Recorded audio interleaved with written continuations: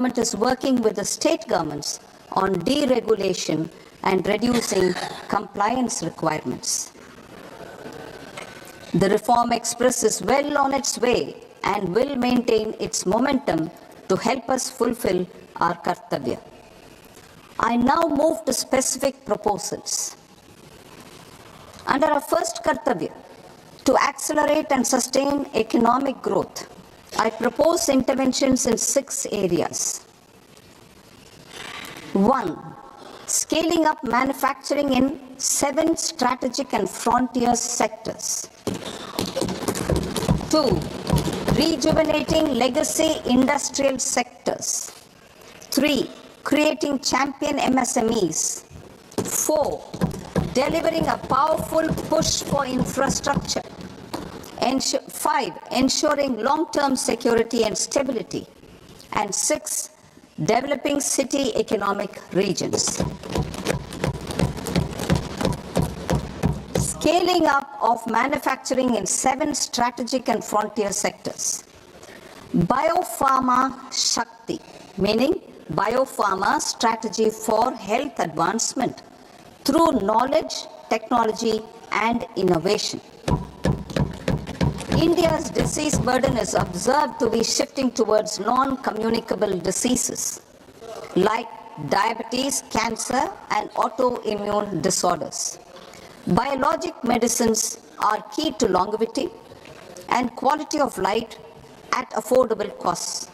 To develop India as a global biopharma manufacturing hub,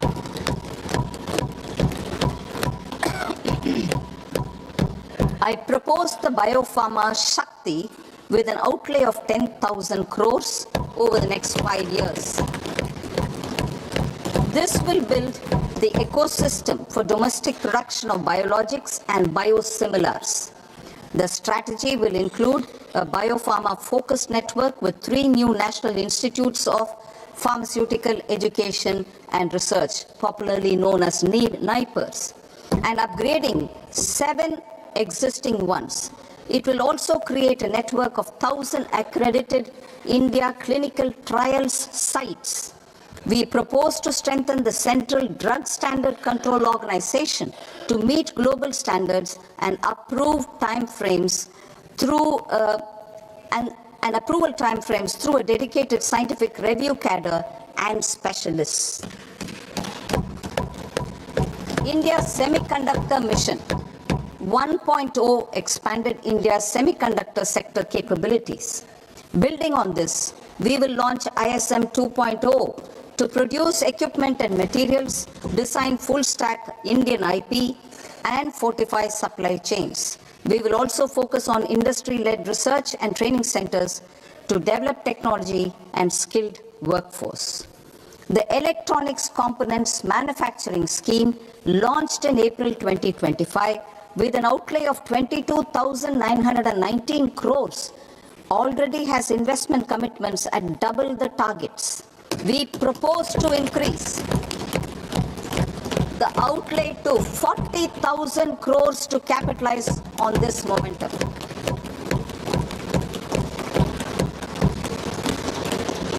A scheme for rare earth permanent magnets was launched in 2025 November. We now propose to support the mineral-rich states of Odisha, Kerala, Andhra Pradesh, and Tamil Nadu to establish dedicated rare earth corridors to promote mining, processing, research, and manufacturing. To enhance domestic chemical production and reduce import dependency, we will launch a scheme to support states in establishing 3 dedicated chemical parks through challenge route on a cluster-based plug-and-play model. Strong capital goods.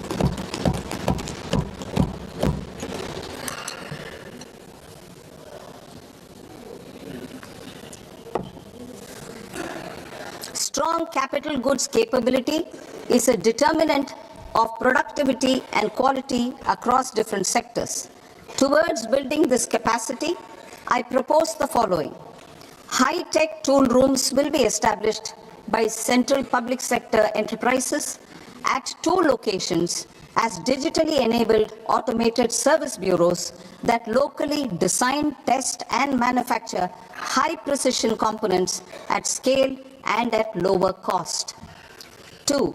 A scheme for enhancement of construction and infrastructure equipments will be introduced to strengthen domestic manufacturing of high-value and technologically advanced CIE. This can range from lifts in a multi-storied apartment or firefighting equipment in multiplexes, large or small, and to tunnel boring equipments for building metros and high-altitude roads. I also propose a scheme for container manufacturing to create a globally competitive container manufacturing ecosystem with a budgetary allocation of 10,000 crores over a 5-year period. For the labor-intensive textile sector, I propose an integrated program with 5 subparts. 1. The National Fiber Scheme for Self-Reliance in Natural Fibers, such as silk, wool, and jute, man-made fibers, and new age fibers. Textile expansion and employment scheme to modernize traditional clusters with capital support for machinery, technology upgradation, and common testing and certification centers. 3. The National Handloom and Handicraft Program to integrate and strengthen existing schemes and ensure targeted support for weavers and artisans. Tex Eco Initiative to promote globally competitive and sustainable textiles and apparels. Samarth 2.0 to modernize the upgrade the textile skilling ecosystem through collaboration with industry and academic institutions. Further, I propose to set up mega textile parks in challenge mode.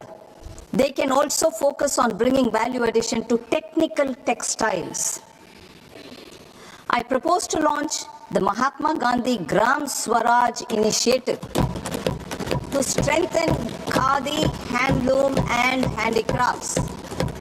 This will help in global market linkage and branding. It will streamline and support training, skilling, quality of process, and production. This will benefit our weavers, village industries, one district, one product ODOP initiative, and also our rural youth.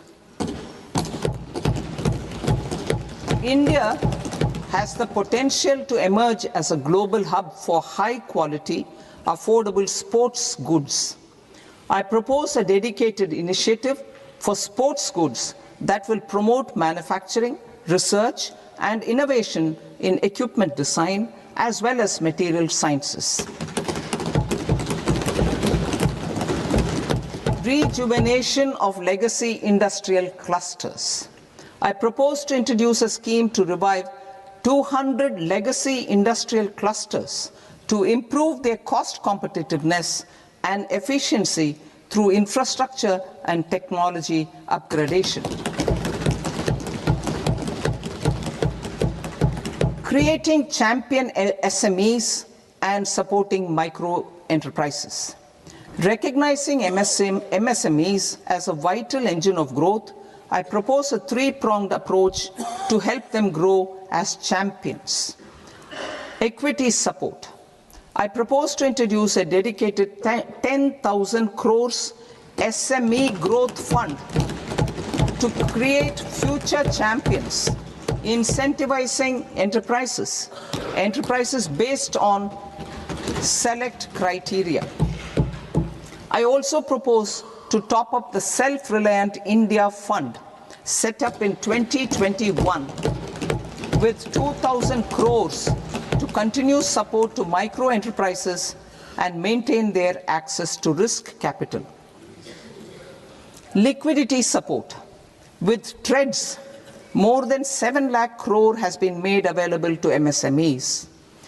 To leverage its full potential, I propose 4 measures. 1. Mandate TREDS as the transaction settlement platform for all purchases from MSMEs by CPSEs, serving as a benchmark for other corporates. 2. Introduce a credit guarantee support mechanism through CGT-MSE for invoice discounting on TREDS platform. 3. Link GEM with TREDS for sharing information with financiers about government purchases from MSMEs, encouraging cheaper and quicker financing. 4.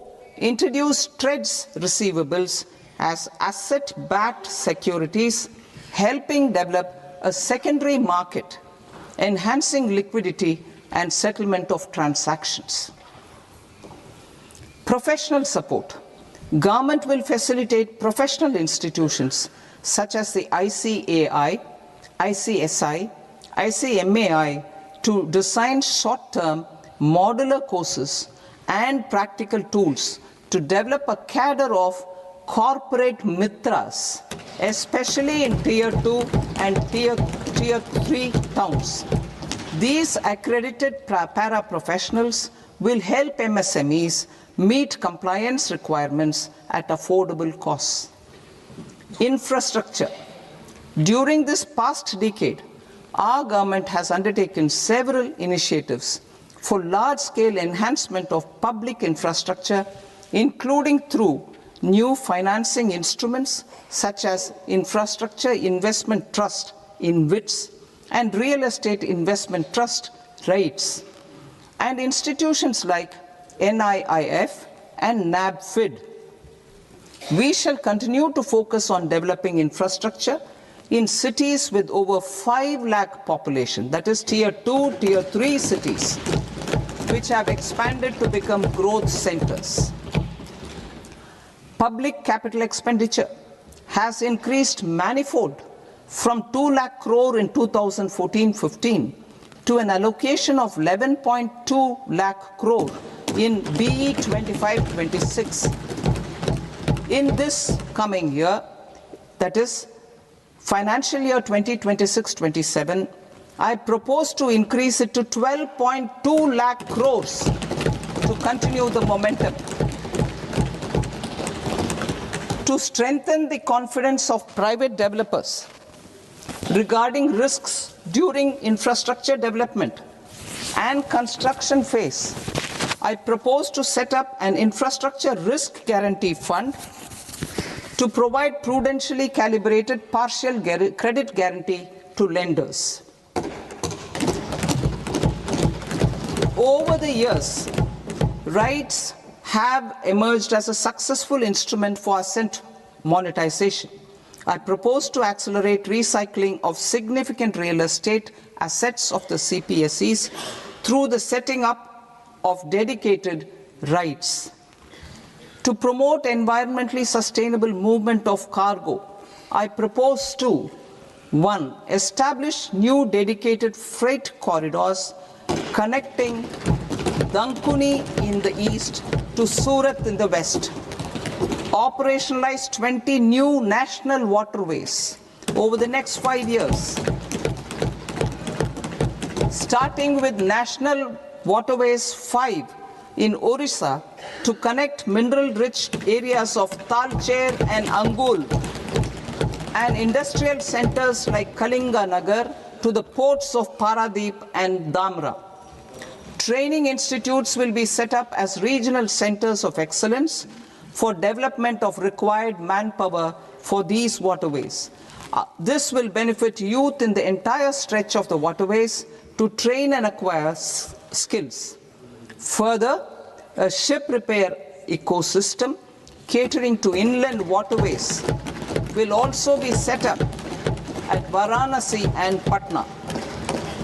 And C, launch a coastal cargo promotion scheme for incentivizing a modal shift from rail to road to increase the share of inland waterways and coastal shipping from 6% to 12% by 2047.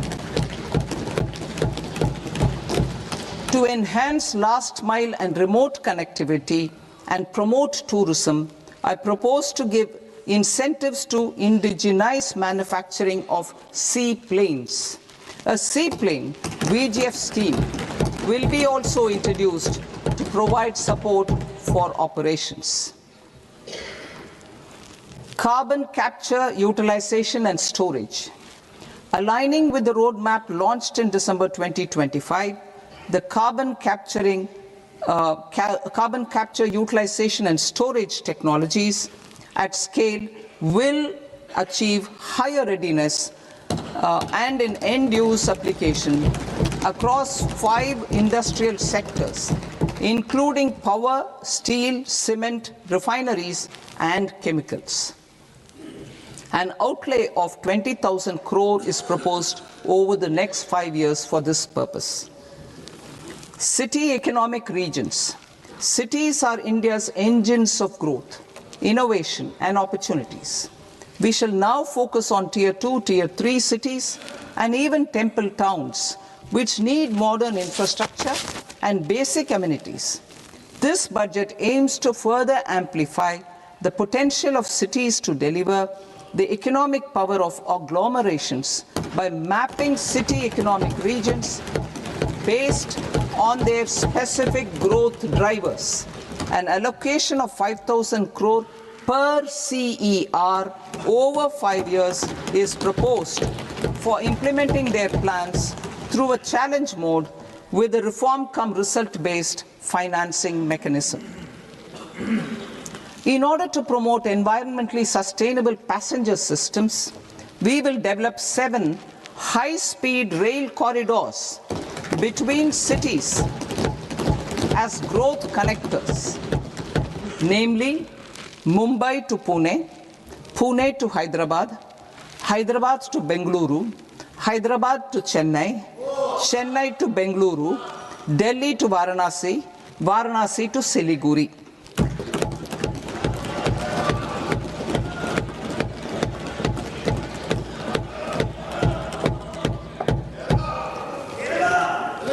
Financial sector.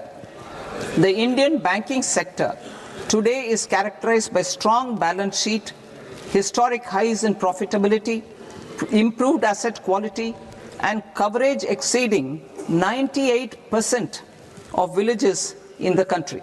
At this juncture, we are well placed to futuristically evaluate the measures needed to continue on the path of reform-led growth of this sector.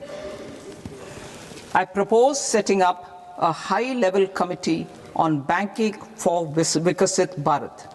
High-level committee on banking for Vikasit Bharat to comprehensively review the sector and align it with India's next phase of growth, while safeguarding financial stability, inclusion, and consumer protection. The vision for NBFCs for Vikasit Bharat has been outlined with clear targets for credit disbursement and technology adoption in order to achieve scale and improve efficiency in the public sector NBFCs. As a first step, it is proposed to restructure the Power Finance Corporation and Rural Electrification Corporation. I propose a comprehensive review of the foreign exchange management non-debt instruments rules to create a more contemporary, user-friendly framework for foreign investments consistent with India's evolving economic priorities. Corporate bond market. I propose to introduce a market-making framework with suitable access to funds and derivatives on corporate bond indices. I also propose to introduce total return swaps on corporate bonds. Municipal bonds. To encourage the issuance of municipal bonds of higher value by larger cities, I propose an incentive of 100 crore rupees for a single bond issuance. 100 crore rupees for a single bond issuance of more than 1,000 crore. The current scheme under Amrit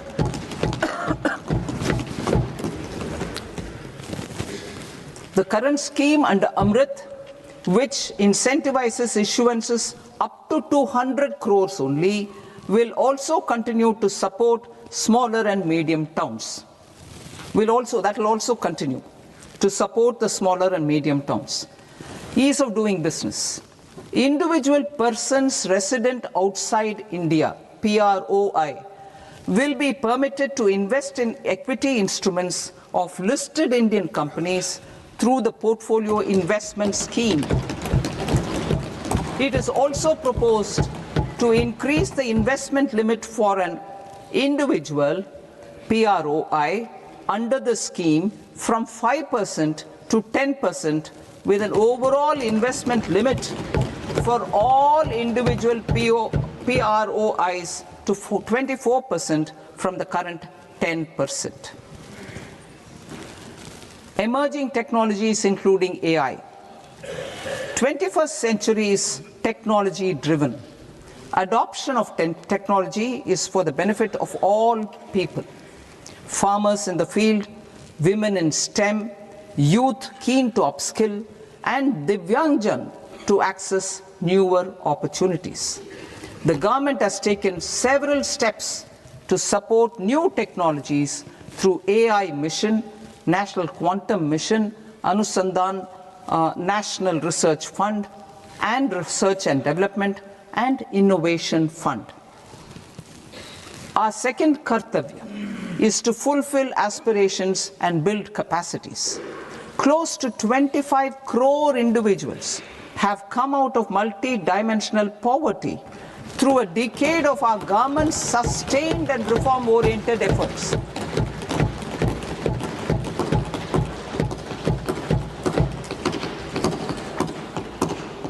Our government has therefore decided to place a renewed emphasis on the service sector to provide a pathway to fulfilling aspirations of a youthful India with the following measures. I propose to set up a high-powered education to employment and enterprises standing committee to recommend measures that focus on services sector as a core driver of Vikasit Bharat. This will make us a global leader in services with a 10% global share by 2047. The committee will prioritize areas to optimize the potential for growth, employment, and exports. They will also assess the impact of emerging technologies, including AI, on jobs and skill requirements and propose measures thereof. To create a range of skilled career pathways, a new range of skilled career pathways for our youth, I propose interventions in the following sectors. Health. Existing institutions for allied health professionals will be upgraded and new AHP institutions established in private and government sectors.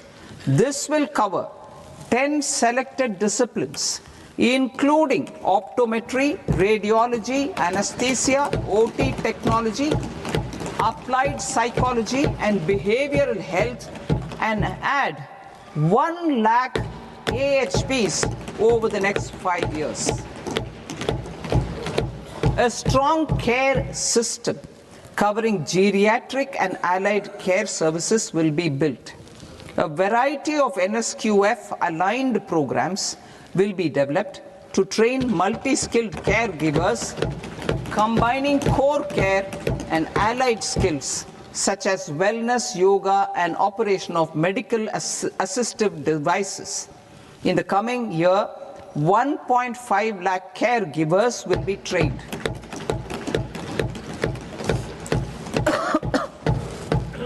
Hubs for medical value tourism.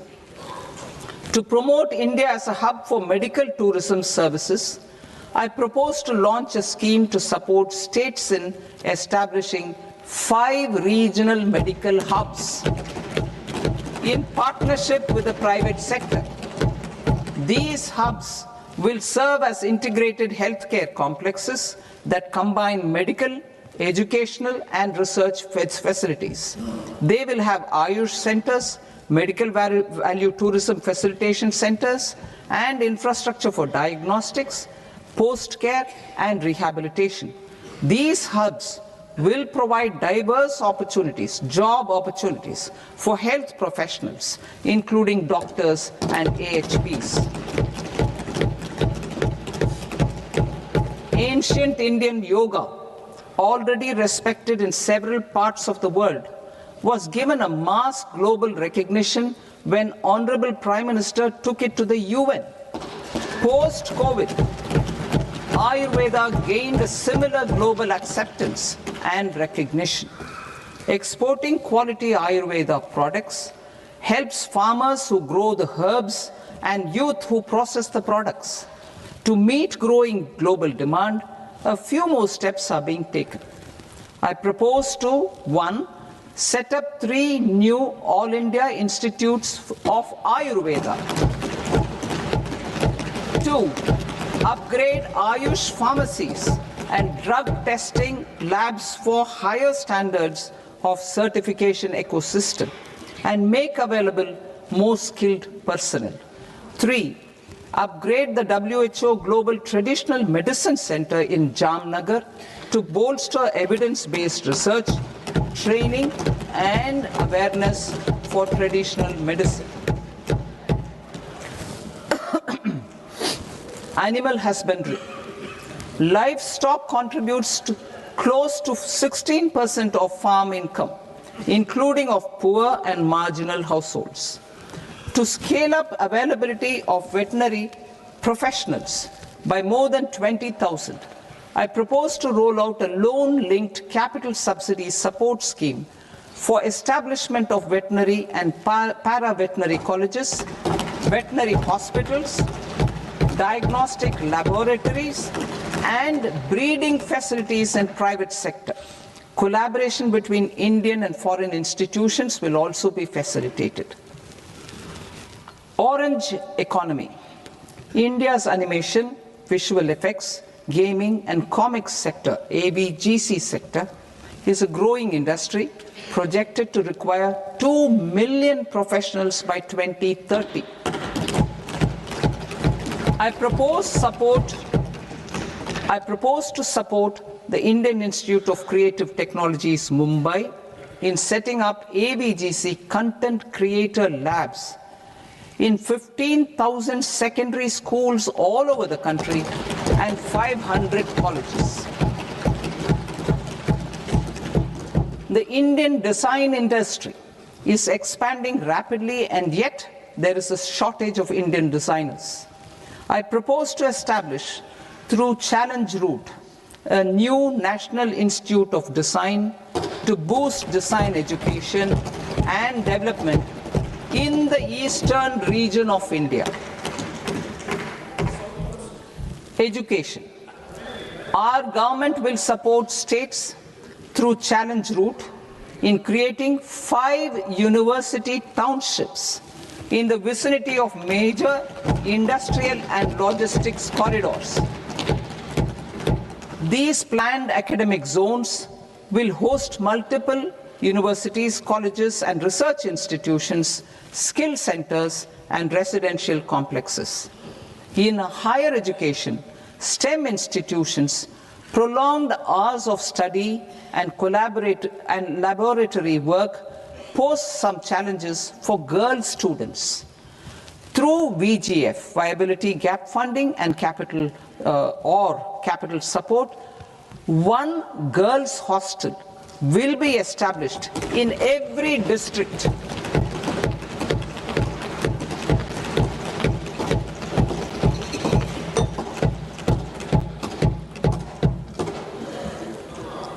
To promote astrophysics and astronomy via immersive experiences, 4 telescope infrastructure facilities will be set up or upgraded. The National Large Solar Telescope, the National Large Optical Infrared Telescope, the Himalayan Chandra Telescope, and the Cosmos 2 Planetarium. Tourism. The tourism sector has the potential to play a large role in the employment generation, forex earnings, and expanding the local economy.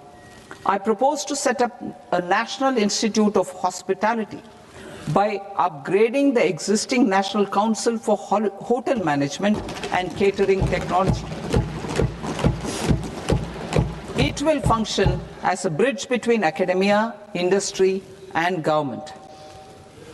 I also propose a pilot scheme for upskilling 10,000 guides in 20 iconic tourist sites through a standardized, high-quality, 12-week training course in hybrid mode in collaboration with the Indian Institute of Management. A national destination digital knowledge grid will be established to digitally document all places of significance, cultural, spiritual, and heritage. This initiative will create a new ecosystem of jobs for local researchers, historians, content creators, and technology partners. India has the potential and opportunity to offer world-class trekking and hiking experience. We will develop ecologically sustainable mountain trails in Himachal Pradesh, Uttarakhand, and Jammu Kashmir. Also in Araku Valley in the Eastern Ghats and Podigai Malai in the Western Ghats. Turtle trails along key nesting sites in the coastal areas of Odisha, Karnataka, and Kerala. And 3 bird watching trails along the Pulikat Lake in Andhra Pradesh, Tamil Nadu.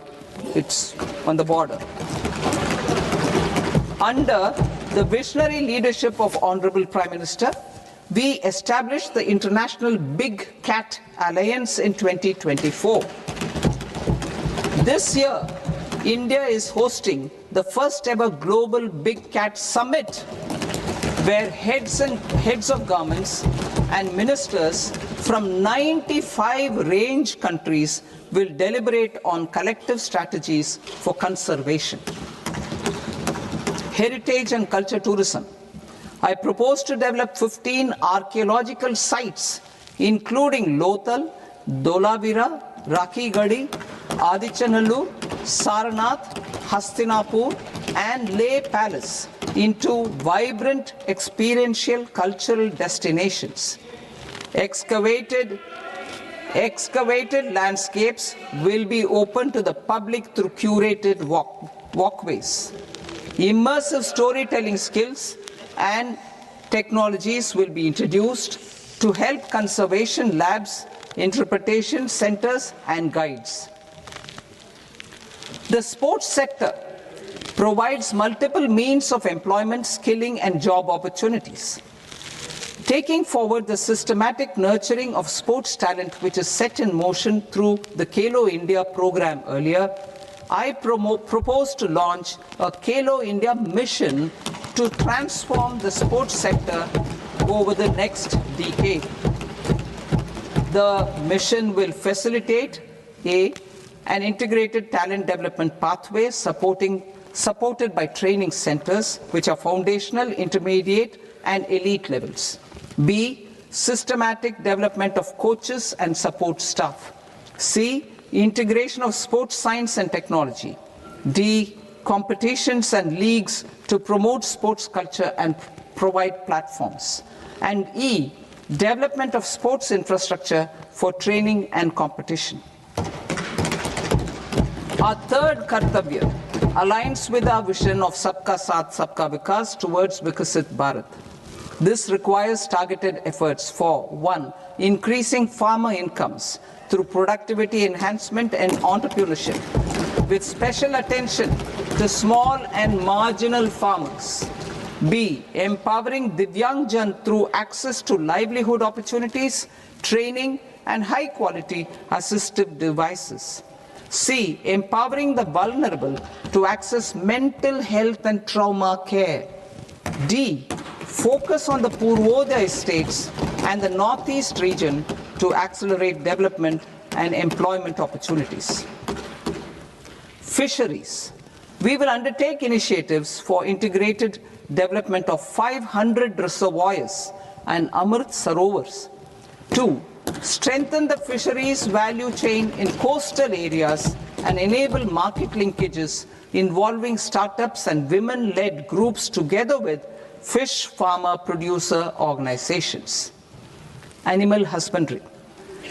To provide quality employment opportunities in rural and peri-urban areas, we will support the animal husbandry sector in entrepreneurship development through A. A credit-linked subsidy program, B. Scaling up and modernization of livestock enterprises, C. Enhanced creation of livestock, dairy, and poultry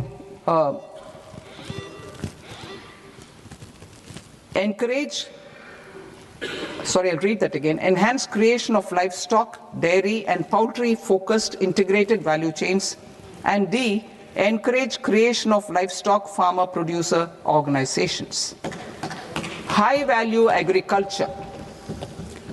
To diversify farm outputs, increase productivity, enhance farmers' incomes, and create new employment opportunities, we will support high-value crops such as coconut, sandalwood, cocoa, cashew in the coastal areas, agar trees in northeast, and nuts such as almonds, walnuts, and pine nuts in our hilly regions.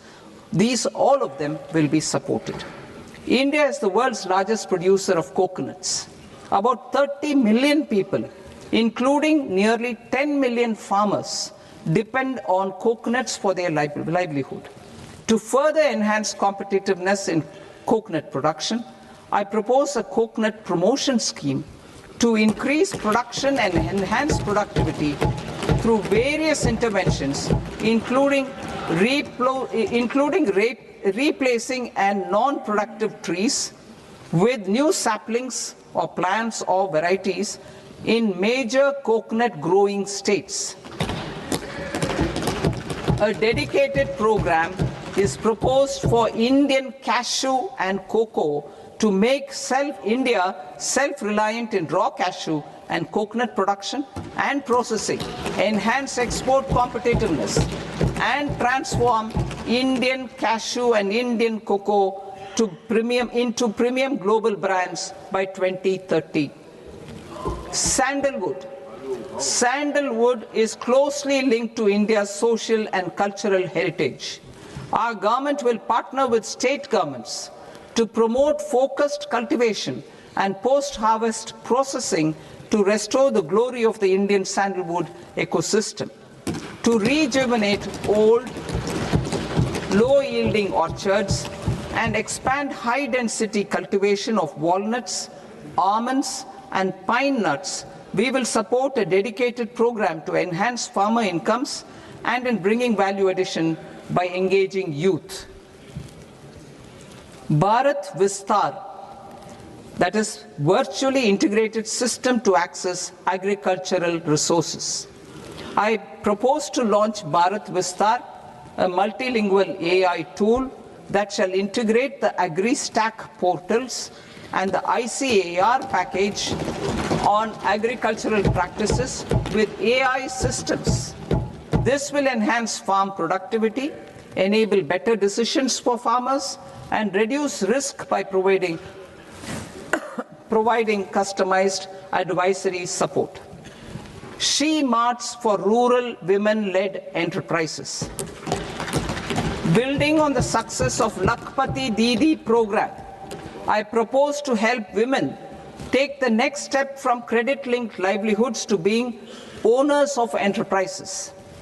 Self-help entrepreneur, She Marts will be set up as community-owned retail outlets within the cluster-level federations through enhanced and innovative financing instruments. Empowering Divyangjan. Divyangjan Kaushal Yojana. Information technology, AVGC sectors, hospitality and food and beverages sectors often offer task-oriented and process-driven roles which are suitable for Divyangjan.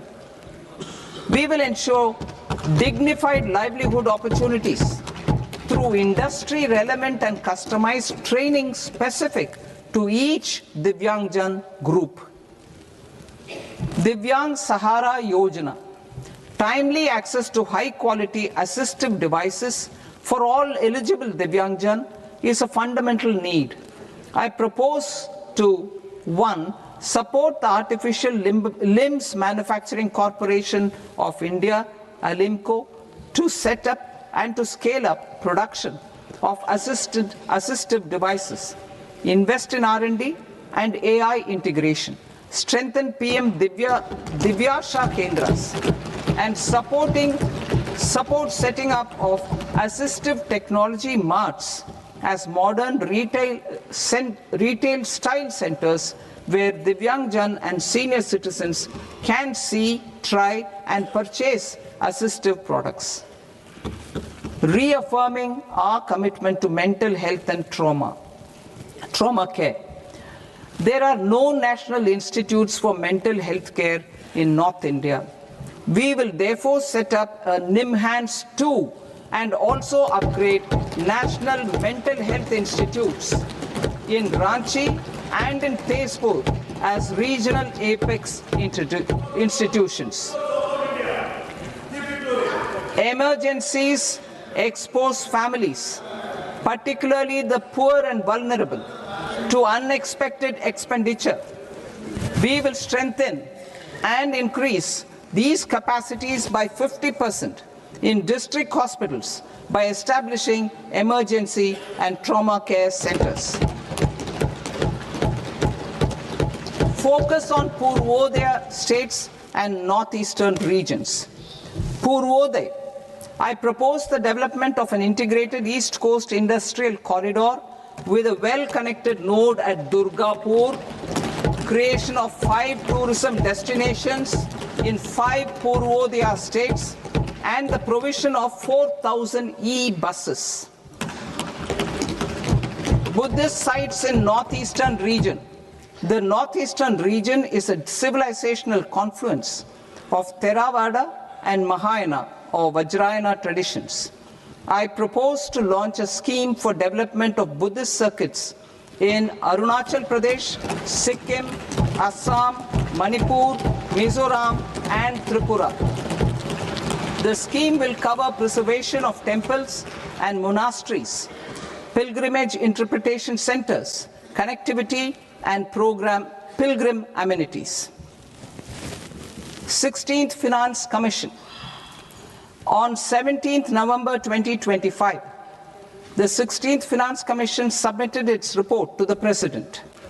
As mandated under Article 281 of the Constitution, the government is to lay the report along with the explanatory memorandum on the action taken report on the recommendations of the Commission in Parliament, which, Sir, Honourable Speaker, you've allowed me to do at the commencement of this session.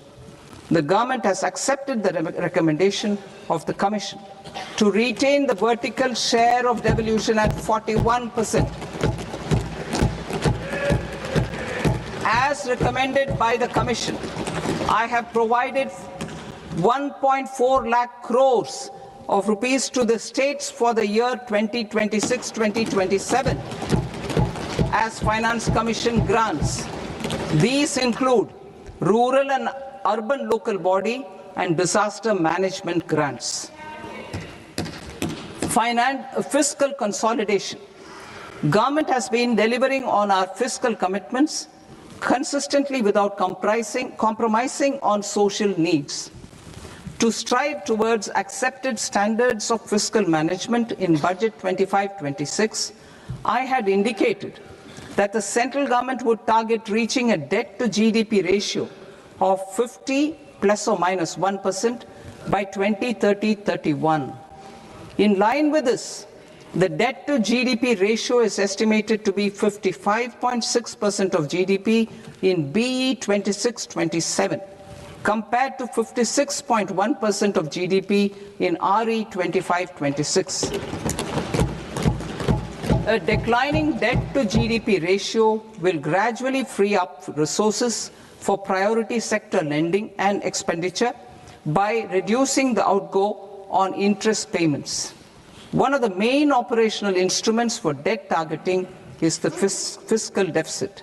I am happy to inform this august House that I fulfilled my commitment made in 2021-2022 to reduce fiscal deficit below 4.5% of GDP by 25-26. In RE 25-26, the fiscal deficit has been estimated at par with BE of 2025-26 at 4.4% of GDP. In line with the new fiscal prudence path of debt consolidation, the fiscal deficit in BE 26-27 is estimated to be 4.3% of the GDP.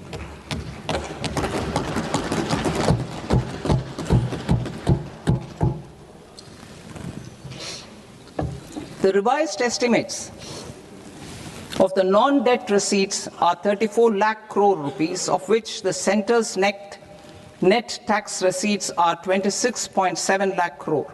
The revised estimate of the total expenditure is 49.6 lakh crore rupees, of which the capital expenditure is about 11 lakh crores. Budget estimates 2026 to 2027. Coming to 26-27, the non-debt receipts and the total expenditure are estimated as 36.5 lakh crore and 53.5 lakh crore respectively. The centre's net tax receipts are estimated at 28.7 lakh crore rupees. To finance the fiscal deficit, the net market borrowings from dated securities are estimated at 11.7 lakh crore rupees. The balance financing is expected to come from small savings and other sources.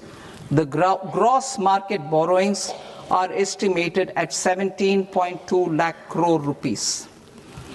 I'll now move to Part B. Part B, direct taxes.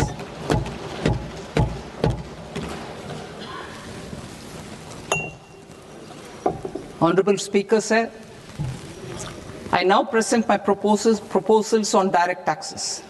New Income Tax Act.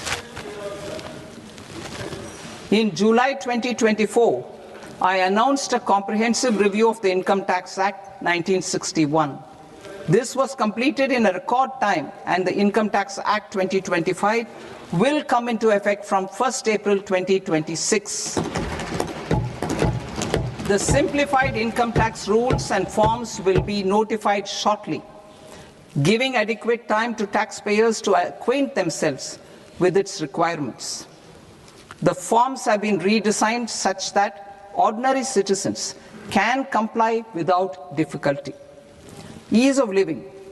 I propose that any interest awarded by the Motor Accident Claims Tribunal to a natural person will be exempt from income tax, and any TDS on this account will be done away with.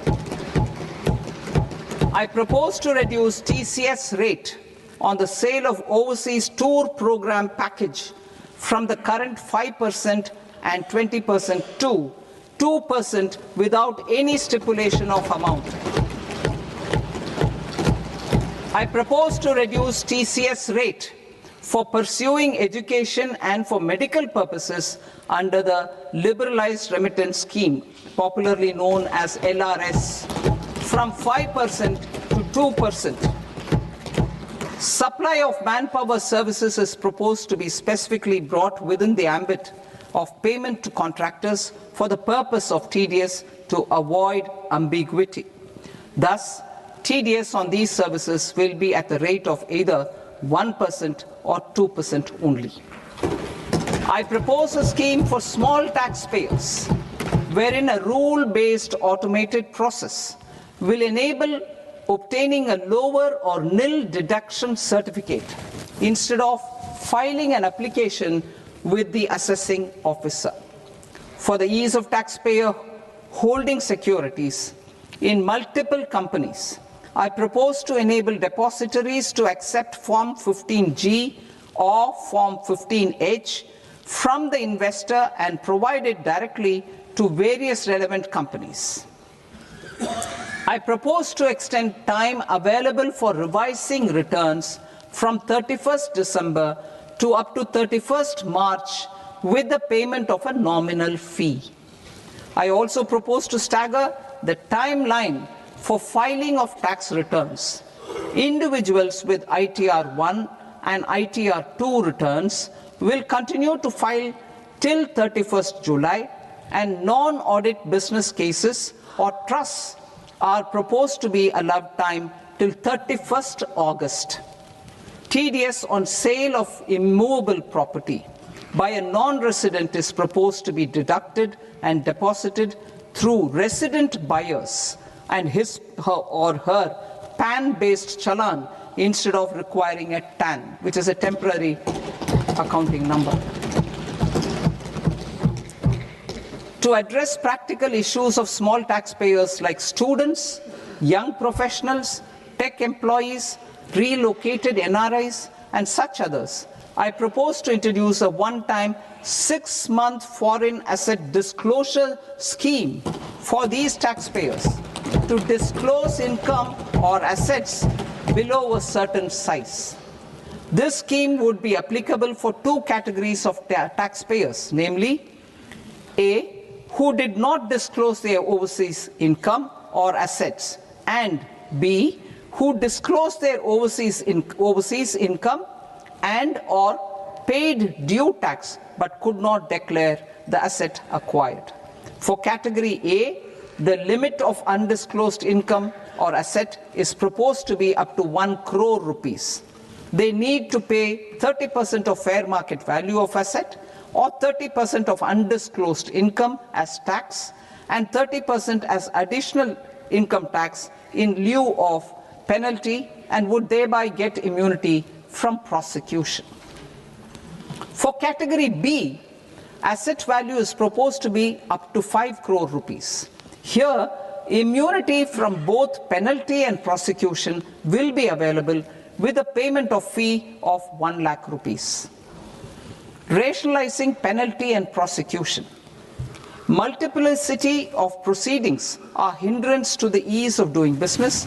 I propose to integrate assessment and penalty proceedings by way of a common order for both.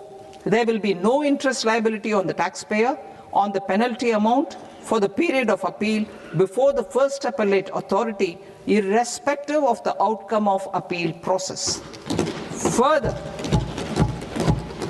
quantum of prepayment is being reduced from 20% to 10% and will continue to be calculated only on core tax demand. As an additional measure for reducing litigation, I propose to allow taxpayers to update their returns even after reassessment proceedings have been initiated, and an additional 10% tax rate over and above the rate applicable for the relevant year. The assessing officer will then use only this updated return in his proceedings. There is already a framework for immunity from penalty and prosecution in the cases of underreporting. I propose to apply this framework for immunity to misreporting too. However, in such a case, the taxpayer will need to pay 100% of the tax amount as an additional income tax over and above the tax and interest due. Penalties for certain technical defaults, such as failure to get accounts audited, non-furnishing of transfer pricing audit report, and default in furnishing statement for financial transactions are proposed to be converted into fee.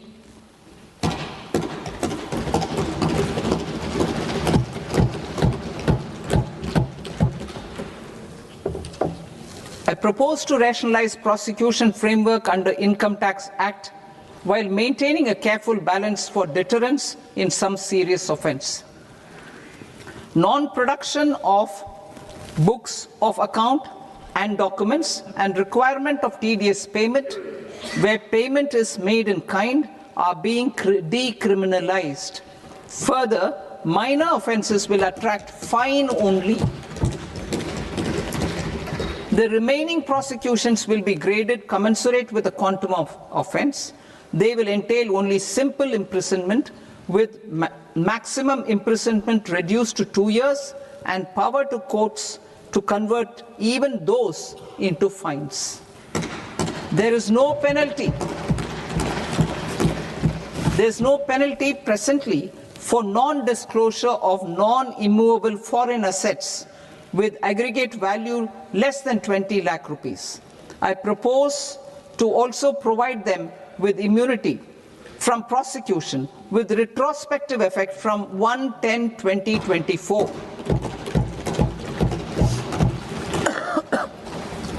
Cooperatives.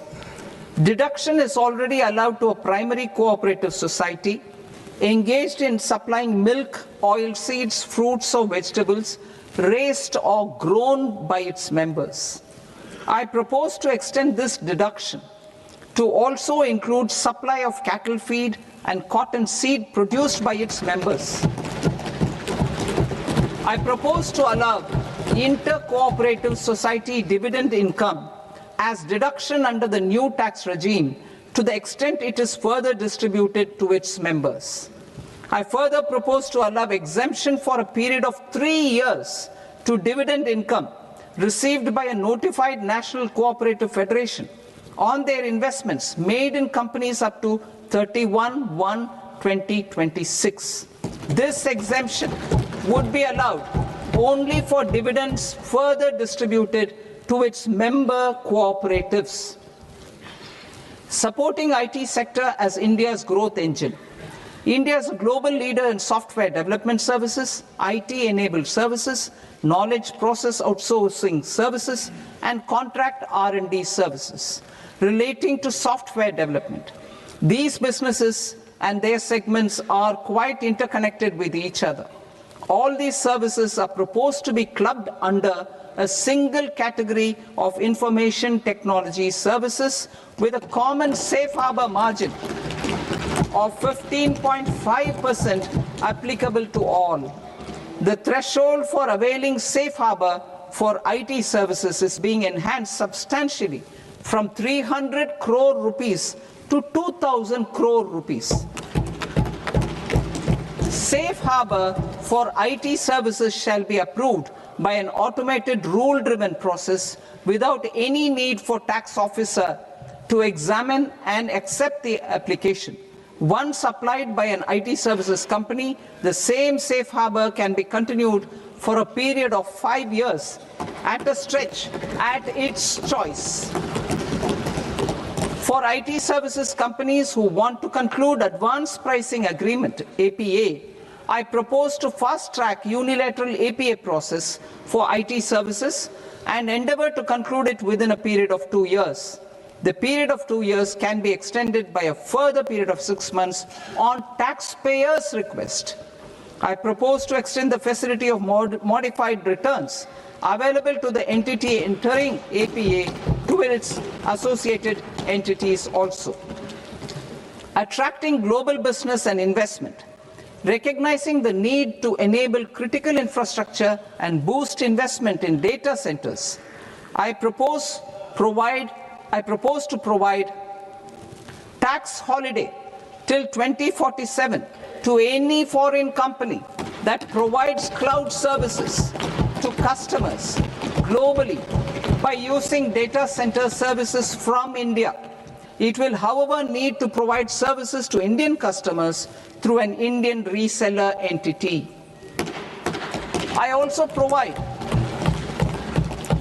propose to provide a safe harbor of 15% on cost in case the company providing data center services from India is a related entity.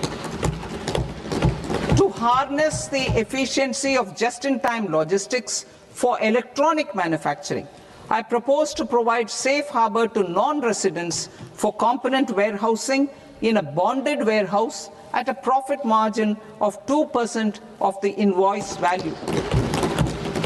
The resultant tax of about 0.7% will be much lower than in competing jurisdictions.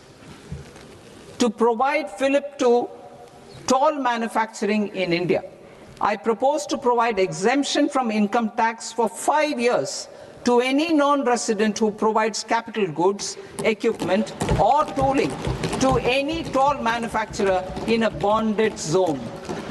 To encourage vast pool of global talent to work in India for a longer period of time, I propose to provide exemption to global, non-India sourced income of a non-resident expert for a stay period of 5 years under notified schemes. I propose to provide exemption from minimum alternate tax, the MAT, to all non-residents who pay tax on presumptive basis. Tax administration. I propose to constitute a joint committee of Ministry of Corporate Affairs and Central Board of Direct Taxes for incorporating the requirements of income computation and disclosure standards, the ICDS, in the Indian Accounting Standards, IND AS itself. Separate accounting requirement based on ICDS will be done away with from the tax year 27-28. To support Prime Minister Modi's vision of homegrown accounting and advisory firms to become global leaders, I propose to rationalize the definition of accountant for the purposes of safe harbor rules. Other tax proposals. Change in taxation of buyback was brought in to address the improper use of buyback route by promoters. In the interest of minority shareholders, I propose to tax buyback for all types of shareholders as capital gains. However, to disincentivize misuse of tax arbitrage, promoters will pay an additional buyback tax. This will make effective tax 22% for corporate promoters. For non-corporate promoters, the effective tax will be 30%. TCS rate for sellers of specific goods, namely alcoholic liquor, scrap, and minerals, will be rationalized to 2%, and that on tendu leaves will be reduced from 5% to 2%. I propose to raise the STT on futures to 0.05% from the present 0.02%. STT on options premium and exercise of options are both proposed to be raised to 0.15% from the present rate of 0.1% and 0.125% respectively. We reformed the taxation landscape for corporates in 2019 by providing them a simplified regime with lower tax rate so that they could productively focus on business rather than on claim of deductions and exemptions. To encourage companies to shift to the new regime, set off of brought forward MAT credit, minimum alternate tax credit, is proposed to be allowed to companies only in the new regime. Set off using available MAT credit is proposed to be allowed to an extent of 1/4 of the tax liability in the new regime. MAT is proposed to be made final tax, so there will be no further credit accumulation from 1st April 2026. In line with this change, the rate of final tax is being reduced to 14% from the current MAT rate of 15%.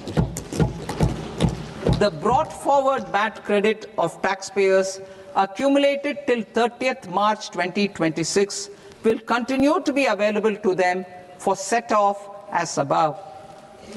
Indirect taxes. I shall now take up proposals related to indirect taxes. My proposals for customs and central excise aim to further simplify the tariff structure, support domestic manufacturing, promote export competitiveness, and correct inversion in duty. To continue weeding out long continuing customs duty exemptions, I propose to remove certain exemptions on items which are being manufactured in India or where the imports are negligible. Similarly, to further simplify the process of ascertaining the rate of duty applicable on a particular item, I propose to incorporate certain effective rates in various customs notifications to the tariff schedule itself. I shall now take up sector-specific proposals. Promotion of exports of marine, leather, and textile products. I propose to increase the limit for duty-free imports of specified inputs used for processing seafoods for export from the current 1% to 3% of FOB value of the previous year's export turnover. I also propose to allow duty-free imports of specified inputs, which is currently available for exports of leather or synthetic footwear, to exports of shoe uppers as well. I propose to extend the time period for export of final product from the existing 6 months to 1 year for exporters of leather or textile garments, leather or synthetic footwear, and other leather products. Energy transition and security. I propose to extend the basic customs duty exemption given to capital goods used for manufacturing lithium-ion cells for batteries to those used for manufacturing lithium-ion cells for battery energy storage systems also. I propose to exempt basic customs duty on import of sodium antimonate for use in manufacture of solar glass. Nuclear power. I propose to extend the existing basic customs duty exemption on imports of goods required for nuclear power projects till the year 2035 and expand it for all nuclear plants irrespective of their capacity. Critical minerals. It is proposed to provide basic customs duty exemption to the import of capital goods required for the processing of critical minerals in India. Biogas blended CNG. I propose to exclude the entire value of biogas while calculating the central excise duty payable on biogas blended CNG. Civil and defense aviation. I propose to exempt basic customs duty on components and parts required for the manufacture of civilian training and other aircrafts. It is proposed to exempt basic customs duty on raw materials imported for the manufacture of parts of aircraft to be used in maintenance, repair, or overall requirements by units in the defense sector. Electronics. To deepen value addition in the consumer electronics sector, I propose to exempt basic customs duty on specified parts used in the manufacture of microwave ovens. Special economic zone. To address the concerns arising about utilization of capacity by manufacturing units in the special economic zones due to global trade disruptions, I propose as a special one-time measure to facilitate sales by eligible manufacturing units in SEZs to the domestic tariff area at concessional rates of duty. The quantity of such sales will be limited to a prescribed proportion of their exports. Necessary regulatory changes will be undertaken to operationalize the measures while ensuring level playing field for the units working in the DTA. Ease of living. To rationalize the customs duty structure for goods imported for personal use, I propose to reduce the tariff rate on all dutiable goods imported for personal use from 20% to 10%. To provide relief to patients, particularly those suffering from cancer, I propose to exempt basic customs duty on 17 drugs or medicines. I propose also to add 7 more rare diseases for the purposes of exempting import duties on personal imports of drugs, medicines, and food for special medical purposes used in their treatment. Customs process. India's role and share in the global trade is poised for a major leap in line with our ambition and journey towards Viksit Bharat. In this regard, I propose many measures for custom processes to have minimal intervention for smoother and faster movement of goods and greater certainty to the trade. Trust-based systems. I propose to enhance duty deferral period for Tier 2 and Tier 3 authorized economic operators, known as AEOs, from 15 days to 30 days. I propose to provide eligible manufacturer importers the same duty deferral facility. This should encourage them to get themselves accredited as a full-fledged Tier 3 AEO in due course. To provide greater certainty and for better business planning, I propose to extend validity period of advance ruling binding on customs from the present 3 years to 5 years. In the spirit of the whole of government approach,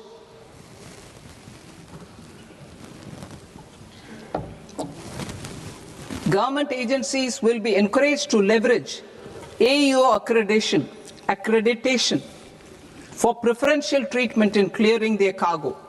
Regular importers with trusted long-standing supply chains will be recognized in the risk system so that the need for verification of their cargo every time can be minimized. Export cargo using electronic sealing.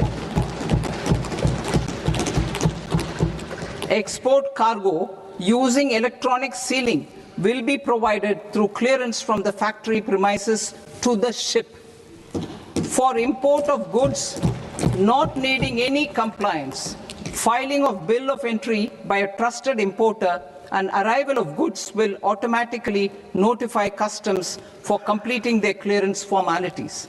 This will enable goods to be released immediately on arrival. The customs warehouse framework will be transformed into a warehouse operator-centric system with a self-declarations, electronic tracking, and risk-based audit. These reforms will move away from the current system of officer-dependent approvals and reduce transaction delays and compliance costs. Ease of doing business. Approvals required for cargo clearance from various government agencies will be seamlessly processed through a single and interconnected digital window by the end of the financial year. Processes involved in clearance of food, drugs, plant, and animal and wildlife products, accounting for about 70% of interdicted cargo, will be operationalized on this system by April 2026 itself. For goods not having any compliance requirement, clearance will be done by customs immediately after online registration is completed by the importer, subject to the payment of duty. Customs integrated system will be rolled out in 2 years as a single integrated and scalable platform for all customs processes. Utilization of non-intrusive scanning with advanced imaging and AI technology for risk assessment will be expanded in a phased manner with the objective to scan every container across all the major ports.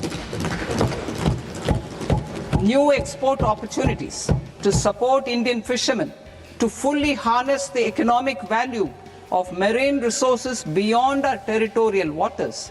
The following measures will be taken. A. Fish catch by an Indian fishing vessel in exclusive economic zone or on the high seas will be made free of duty. Landing of such fish on foreign port will be treated as export of goods. Safeguards will be put in place to prevent misuse during fish catch, transit or transshipment. To support aspirations of India's small businesses, artisans and startups to access global markets through e-commerce, I am pleased to announce complete removal of the current value cap of 10 lakh rupees per consignment on courier exports. In addition, handling of rejected and returned consignments will be improved with effective use of technology for identifying such consignments. I propose to revise provisions governing baggage clearance during international travel to address genuine concerns of passengers. The revised rules will enhance duty-free allowances in line with the present-day travel realities and provide clarity in temporary carriage of goods brought in or taken out. There are honest taxpayers who are willing to settle disputes by paying all their dues, but they get deterred due to negative connotation associated with penalty. They will now be able to close cases by paying an additional amount in lieu of penalty. Honorable Speaker, sir, with this, I commend the budget to this august House. Jai Hind.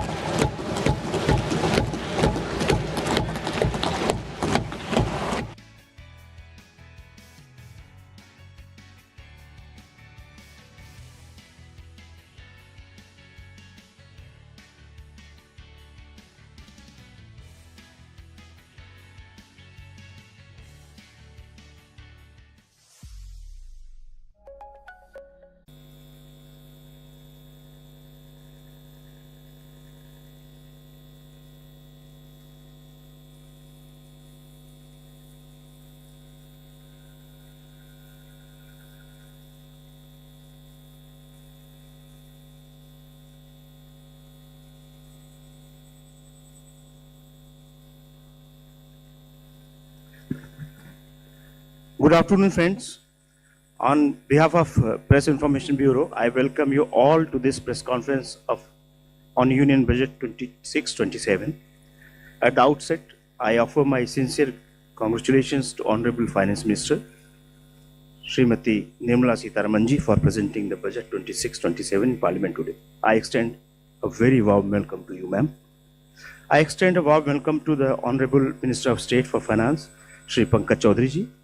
I also welcome Secretary, Department of Public Enterprises, Secretary Expenditure, Secretary that we hold with all the secretaries.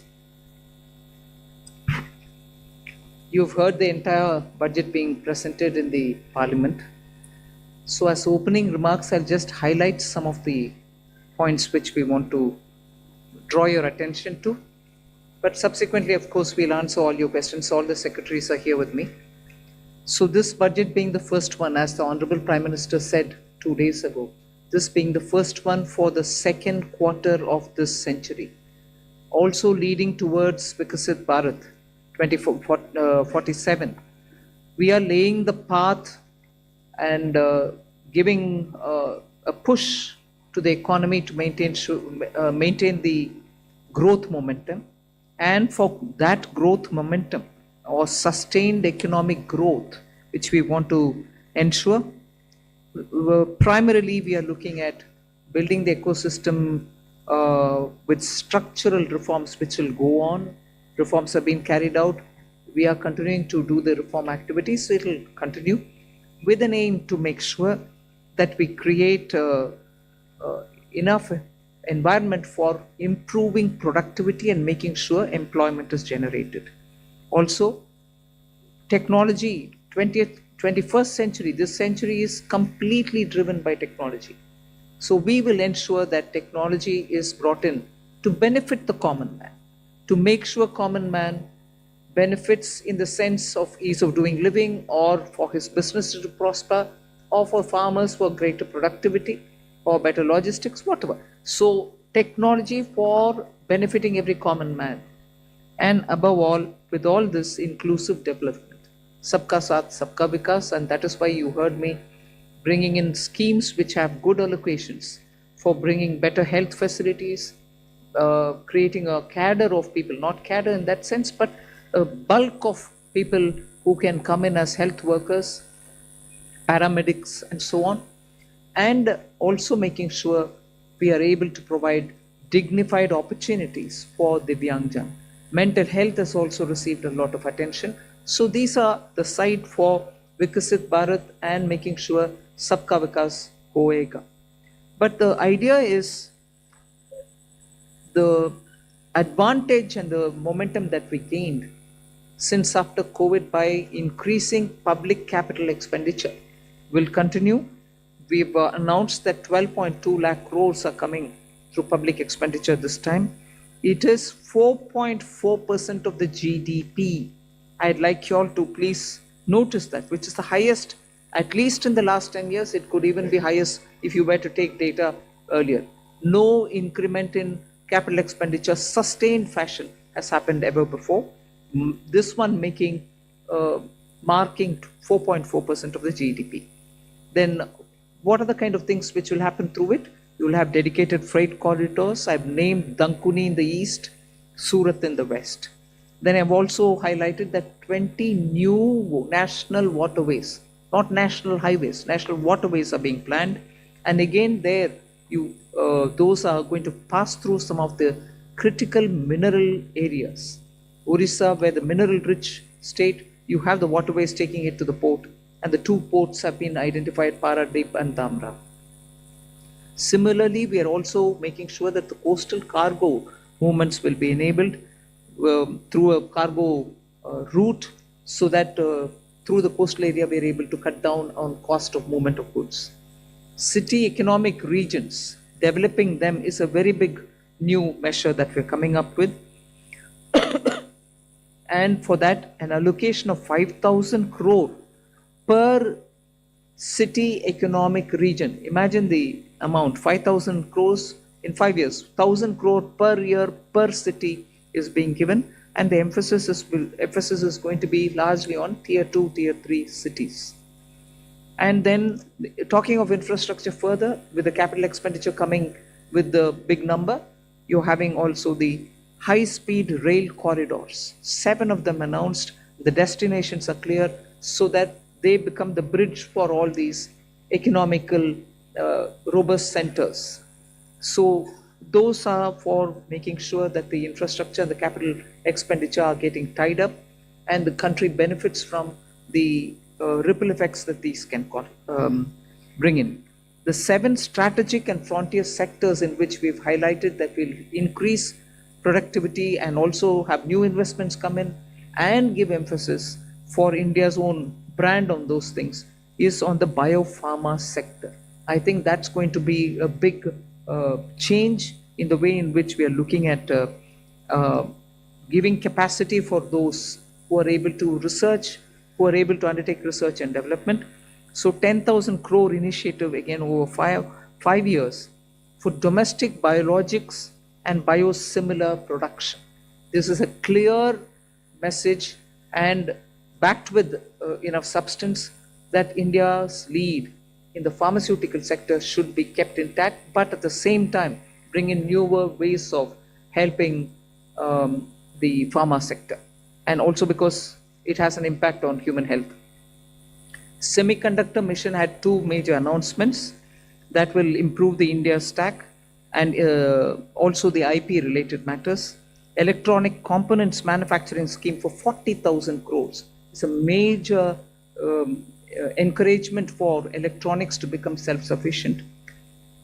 We have also announced establishing rare earth corridors so that India can face and be able to meet its own requirements with its materials.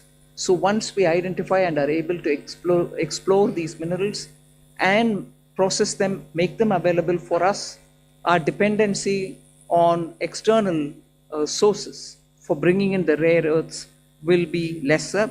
And we've identified the states where we want to establish this rare earth corridors. They are going to be in Odisha, Kerala, Andhra Pradesh, and Tamil Nadu. So these are very important developments, and they are going to have multiple decadal impact on the Indian economy. Our dependence on magnets and rare earths will be brought down.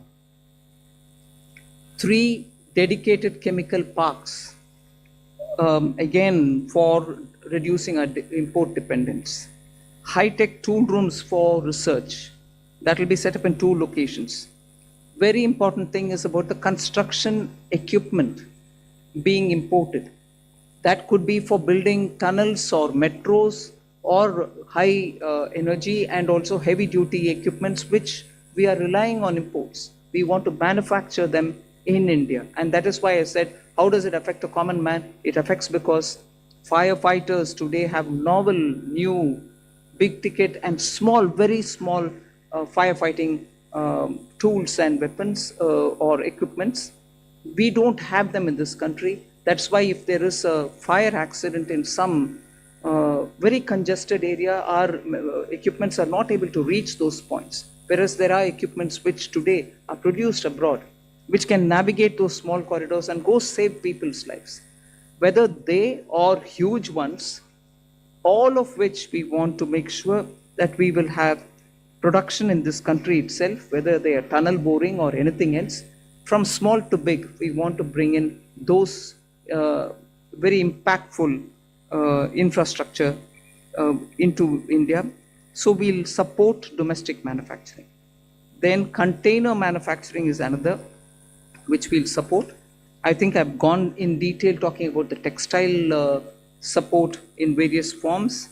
One very important announcement was made, Mahatma Gandhi Gram Swaraj initiative, which will make sure khadi, handloom, handicrafts will all be brought in, and one district, one product will all be brought in this initiative, and we'll be able to support rural artisans, rural workers, and handloom weavers in those areas. Legacy industrial corridors have got saturated. Manufacturing happening there is now very constricted because they are not able to bring in newer robotics and others.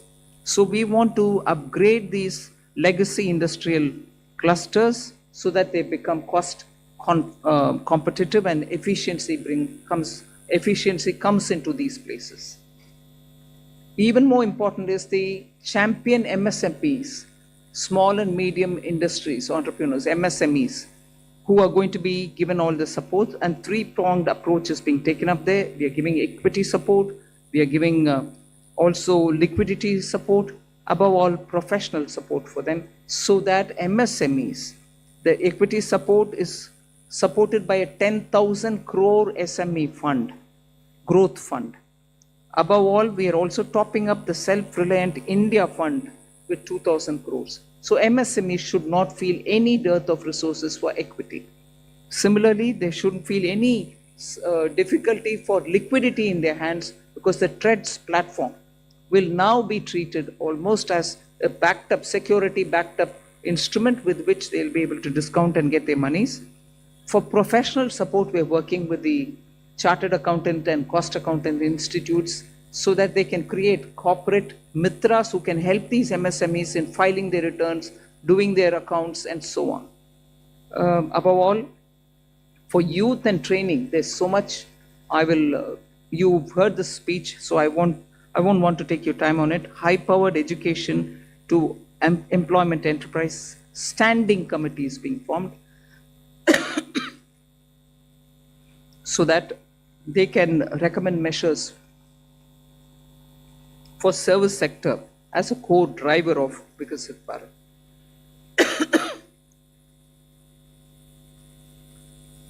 Part B concentrated a lot on tax and related concessions that are being offered. More importantly is the process simplification which has been announced. So elaborate measures have been taken. You will be able to also seek clarification if you want.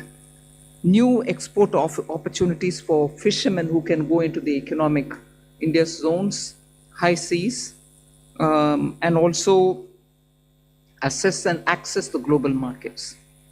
The one very touching, and I really was moved by this proposal, is where we have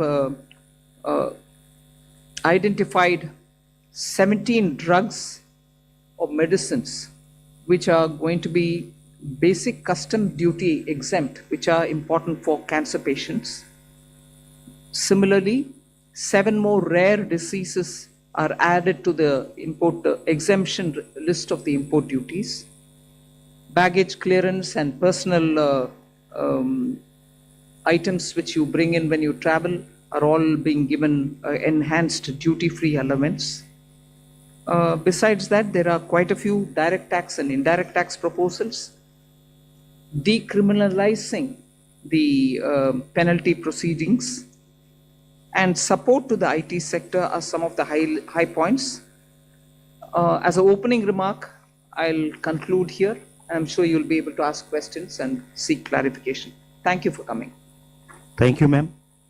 I'll start this question, taking the questions. First question is 17.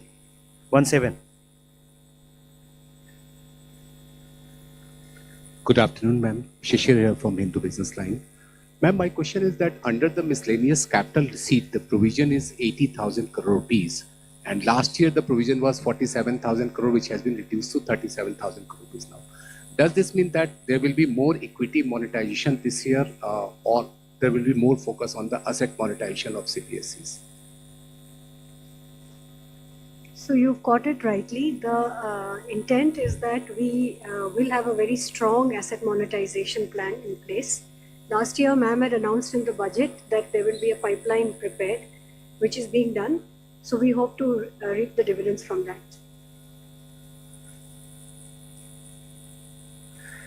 238.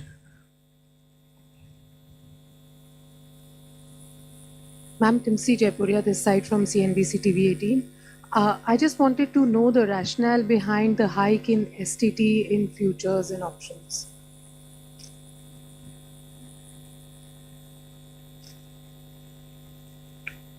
So, first of all, I believe some confusion. In fact, the question that you have asked rightly reflects the announcement itself, that the only change made in STT is in the future and options. All the other STT rates remain the same. The primary objective of raising the tax rates on STT has been that it is felt that when you look at the volume of transactions in futures and options, whether you compare it to the size of GDP or size of the underlying securities market, it is largely in the realm of heavy speculation, which results in losses to small, retail, unsophisticated investors. And the government's intention is to discourage speculative tendencies. And the increase in rate is essentially in that direction. So it is meant to essentially handle the systemic risk in derivative markets. Even after this increase, however, the rates of STT will remain modest compared to the volume of the transactions that is happening there. This is the reason. 54. Ma'am Tarun Sharma from Zee business.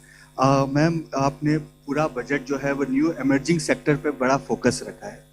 Ma'am मेरा सवाल आपसे दो हैं यदि आप allow करें. एक, ma'am आपने जो एक्साइज ड्यूटी का कैलकुलेशन किया है वो पिछले बजट एस्टिमेट से इस बजट एस्टिमेट में तकरीबन 22% की ग्रोथ देखने को मिली है. दूसरा, मैम जो आपने एमएसएमई के लिए कहा कि जो ट्रांजैक्शंस होंगे उसके लिए आप एक्सचेंज प्लेटफॉर्म का यूज़ करना होगा, तो क्या मैम ये सीपीएसईज के लिए कंपलसरी होगा जो डिस्काउंट ट्रेडिंग की जो बात है? Thank you.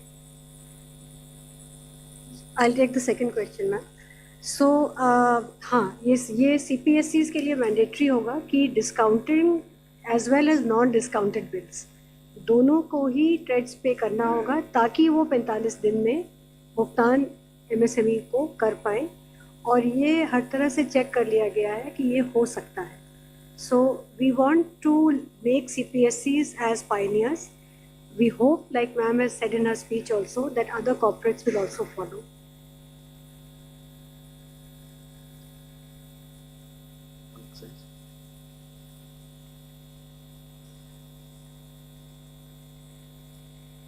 Increased by 22% from last year B to this year. Because there is from 1st of February, all the tobacco products have come back into excise, and all those revenues will account for the increase of the next year. 209.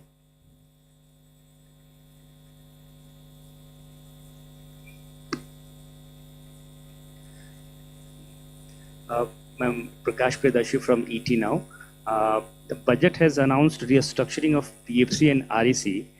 What will this restructuring look like? And does this also mean that these NBFC will be merged going forward? What is the later part of your question? That these NBFCs are not will going be merged going forward? Yeah, I've said we are rationalizing it. You'll get to know as we go forward. We want to streamline it, and therefore we'll be taking some steps. We'll let you know the moment we decide how to go about it. 234. Hello, ma'am. Harsh Kumar from Business Standard. Ma'am, two questions. One is, you said that a high-level committee will be formed on the banking reforms in order to 2047. Are we going further for any kind of merger or something? Since government is continuously saying that we need at least two of the big banks, in at least of the top 20 banks. So are we going towards that?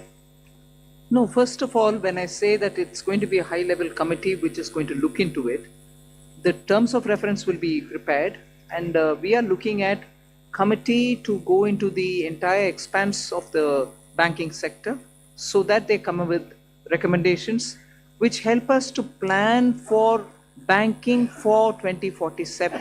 We need, by the time we become a Vikasit Bharat, 2047 is our goal. We need to understand what are the other steps that we need to take in the banking area, and based on the recommendations, we'll go forward. But we have the Secretary, Department of Financial Services. We'll ask him to also give us, please. Ma'am, I think you have rightly responded. There are large number of aspects relating to the banking requirement. For example, the credit to the GDP, commercial credit to the GDP ratio low, and the expansion of the banking network, and what kind of procedures currently we have that is impeding both the deposits as well as credit. All those aspects will be looked at by an expert panel committee, and well, we will definitely have TUR, and then also consult the all the stakeholders, and the government will take a view on how to lay strong foundation for 2047 Vikasit Bharat. Ma'am, one more question. 229. Left side, yes. Ma'am, Premangshu from Ananda Bazar Patrika. Ma'am, have you consciously avoided announcing any bonanza for the pole-bound states? And secondly, can you elaborate on this East Coast corridor, industrial corridor you announced? See, the industrial corridors are very critical for supply chains. We need a predictable mineral, rare earth and magnet related products to be made available for India's manufacturing, whether it's lithium ion, whether it's automobile sector, whether it's the new age solar.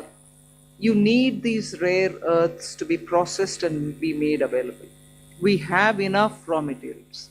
The coastal areas are rich in these minerals, and therefore states also felt, I mean, I must credit that the interaction that I had with the finance ministers pre-budget, many states felt that there are rare earths which they can utilize.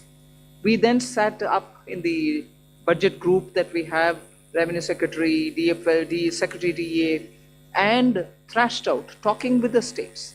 What are the kind of things that we can do so that their capacities to extract these minerals, process them, make them something which the industry can benefit from. So India can be less dependent on imports of these materials. That is where, having spoken to states, we thought it's very important to recognize the corridor and give a policy for it so that industries can invest, private sector can come in, governments, state and center can come together on it. That is where these corridors were announced. And looking at the success of the defense corridor, I can confidently say these rare earth corridors will make that big a difference to the Indian economy. The first question, I think there's enough to cover all the election states. If I do, you will ask me, why have you done it only for the election states? Now I've done it for election and non-election states as well. You want me to spell out what has been done only for the election states? I'm quite happy to do it. 262, front. At the front, please. Yeah. Front. Good afternoon, ma'am. Sapna Das here from CNBC TV 18. Two quick questions. Just wanted to understand the gross borrowing at over 17 lakh odd crore. Would the government look at it as being on the higher side? Just asking that. And within that also, if you look at your net tax revenue stream, of course, B2RE it's higher. And a lot of concessions have been given away both on direct and indirect taxes, but the trend seems to be a bit flat, around 28 lakh odd crores. So if you could explain to us, how is this entire thing looking? And second, ma'am, in terms of the disinvestment aim, 80 odd thousand crores, would this also include IDBI stake sale sometime in FY27, ma'am? Thank you very much. So you've covered a number of secretaries all at one go. So on the borrowings, no, we don't think it's on the higher side because the net market borrowings are in the range of 11.73, which is been plus around that number for the last couple of years. The larger number is because we have 5.5 lakh crores which have to be repaid this year. So to that extent, we don't think that it's a large number. We have a plan how to manage this. And according to that plan, which also gets released from time to time, the markets would also know, as well as all of you. 4. Okay. So, on the tax stream, because of some concessions that were given this year, there has been some course correction. But if you look at the next year, the direct tax is growing at 11.4%. and continues to be 3.1% of the GDP. The total collection would be 6.9%.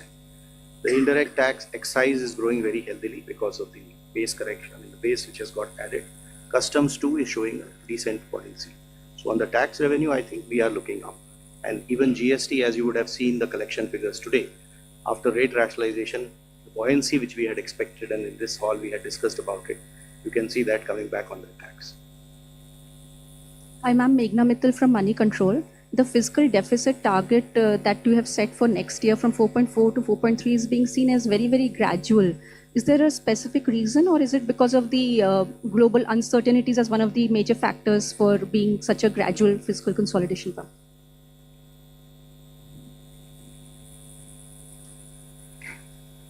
I would have thought you'll appreciate it being gradual. Because particularly fiscal, drastic changes don't go down well. One or the other section gets hurt. We will have to be gradual, but yet keep it well within that band which gives confidence, and to show that we care for fiscal prudent management. There's no point in me dropping it to, let's say, 4. It has to be steady so that the economy goes in a steady speed. So it is a responsible number and realistic number. It's not as if I wanted it to be so gradual. It is a responsible number. We should achieve it and equally not bring in any kind of turbulence anywhere. Thank you. From the center flank, 190. Thank you and congratulations on a very comprehensive budget. Before you start, I was going to look at PIB and say this side is being ignored. Yes. But good that he called you. Thank Come. you. I'm Aprajita Saxena from CNBC International in Singapore. I'm very curious because you started talking about tech, and I want to ask a question about the ISM 2.0. There are those on the outside who say that India sort of lags when it comes to AI innovation, especially innate innovative LLMs. Is the strategy of ISM 2.0 to sort of become part of the global value chain, or are you more positioning towards India creating its own native LLMs? Thank you.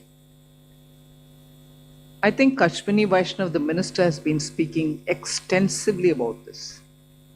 There are several aspects of it. We want to be sure that in the semiconductor domain, we have every expertise for all those 5 major chip or modeling or, the infrastructure, design, every aspect of it. So he is talking about creating capacities within the country to be able to have that kind of a infrastructure well laid out within the country. And similarly, if you're looking at the way in which our startups are working, using AI, and very clearly we have also shown a path that it is not just the large language models, but also smaller ones, medium-sized ones, which can serve the requirement of your economy. So AI in India, particularly when you have a huge demographic dividend, will have to give us results to ensure that our people have work and also the opportunities are going to be enticing enough for the youth. It cannot replace human efforts. So we are at the same time redefining for ourselves, if I may use that expression, on how to use AI, what is the capacity that we have to create, the kind of infrastructure that we have to lay in the ground for it. Equally, the products which come out of it will have to benefit our people because our youth are revving to do more and new.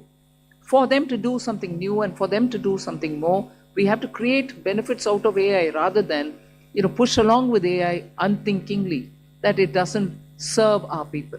So I think these many different factors play in making a decision on semiconductor. And that is where semiconductor ISM 2.0 looks into these aspects as well. And I'll ask the CEA to speak a bit on it because he spent a lot of time so that he could write effectively capturing what's happening down. Ananta, you want to say anything on it? Actually, we have to see the semiconductor mission and the announcements related to the rare earth corridor, which ma'am talked about a few minutes ago. All of them as part of the framework that we presented a couple of days ago here on the strategic resilience part. So, in fact, many elements of this ma'am's budget speech focus both on equipping us to handle the AI-related technology as well as skilling the population in areas where they can be immune to some of the AI-related impacts as well. So it covers both dimensions, and therefore the semiconductor mission, the rare earth corridor, and also some of the Part B announcements ma'am made about the various electronics and the manufacturing sectors were all part of the initiatives to make sure that we make ourselves strategically resilient in a very fraught global environment.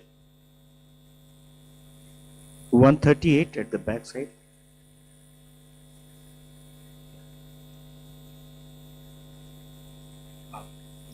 I'm Rishabh with NDTV Profit.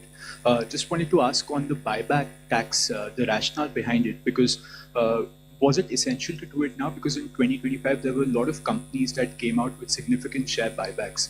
Also because, and also do you foresee some sort of a reduction in buybacks? And secondly, on pollution related schemes, the outlay has been very stagnant, but pollution as a problem remains. Is this not a policy priority for the government now? On the buyback, I'll have Revenue Secretary brief us. First of all, on the buyback, I'd like to clarify. I hope that the point was clear enough in the speech also, that it is in fact a relief. It's not a tax, additional tax. It is a relief. buyback tax system was changed to make it as a dividend income, which is income at the applicable income tax rate at the hand of the shareholder. It has been corrected now, and we have put the tax to be in the hands of shareholder as a capital gains tax, which long term, for example, will be only 12.5%. So there is a correction and a relief which has been given to the shareholders. All that has been done is, the whole objective of doing that change at that time was misuse of a tax arbitrage by promoters. So the change made for promoter is that additional buyback tax on them, which again keeps things status quo for them. So even today, the marginal rate at which they would have been paying the tax as a dividend, which is at their respective income tax rates, we have kept it at 30 and 22. If it is a corporate, 22. If it is an individual, 30. So as far as promoters is concerned, it is status quo. As far as the other shareholders is concerned, it is actually a very big relief. So that is probably what may make the point a little clearer, the announcement itself clearer. 76 at the front side.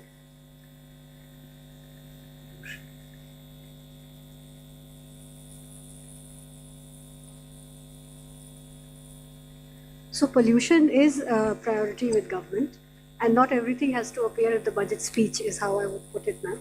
So we are working with many state governments on projects related to air pollution, even water pollution. There is a significant budgetary outlay on sewage control as well as drainage. And as it was noted, you would have seen the Finance Commission recommendations also. A large portion of the Finance Commission grants to the local bodies, urban and rural, is tied to water and sanitation, particularly I would say sanitation. So pollution of all kinds remains a top priority, and there are different ways in which we are trying to tackle it. Hello, ma'am. Ma'am, I am Monica from Business Standard. Ma'am, I have two questions. Ma'am, I am here. Ma'am, I have two questions with regard to customs.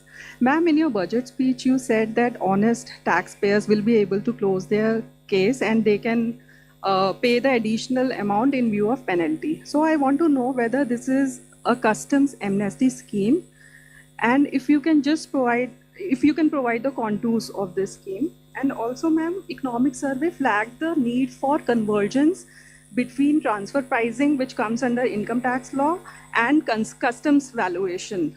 But there was no mention in your budget speech. So is there any such proposal being considered by the government? Both on the direct tax and the indirect tax, this is not an amnesty scheme. This is essentially an offer given to the honest taxpayer who would otherwise, when he gets to know that he has to pay the duty, he will like to pay it. But because our laws require him to also pay a penalty on that, the negative connotation associated with being penalized, which he has to obviously disclose at some point of time, does create a situation for him or an incentive for him to rather dispute the duty, even though he may not want to do it. So the window that we are giving to the taxpayer is that you will, if you are willing to pay your tax or whatever is the duty, instead of penalty, that same amount you can pay in the form of an additional amount. So it will not be either a relief or an amnesty. At the same time, this amount that you pay will not be treated as a amount which you have paid as a penalty, and therefore that negative connotation will go away.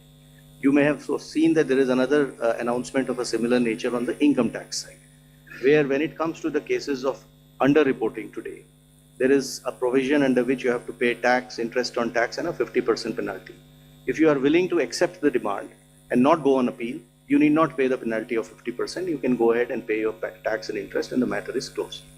What we have done is expanded this window and included even misreporting cases, where penalty is otherwise 200%. But there again, we are telling him that you can settle it by paying the tax, the interest on tax, and this 200% get reduced by half. You pay 100% as an additional income tax. The idea here is that if you are an honest taxpayer, accept the fact that you have to pay the duty.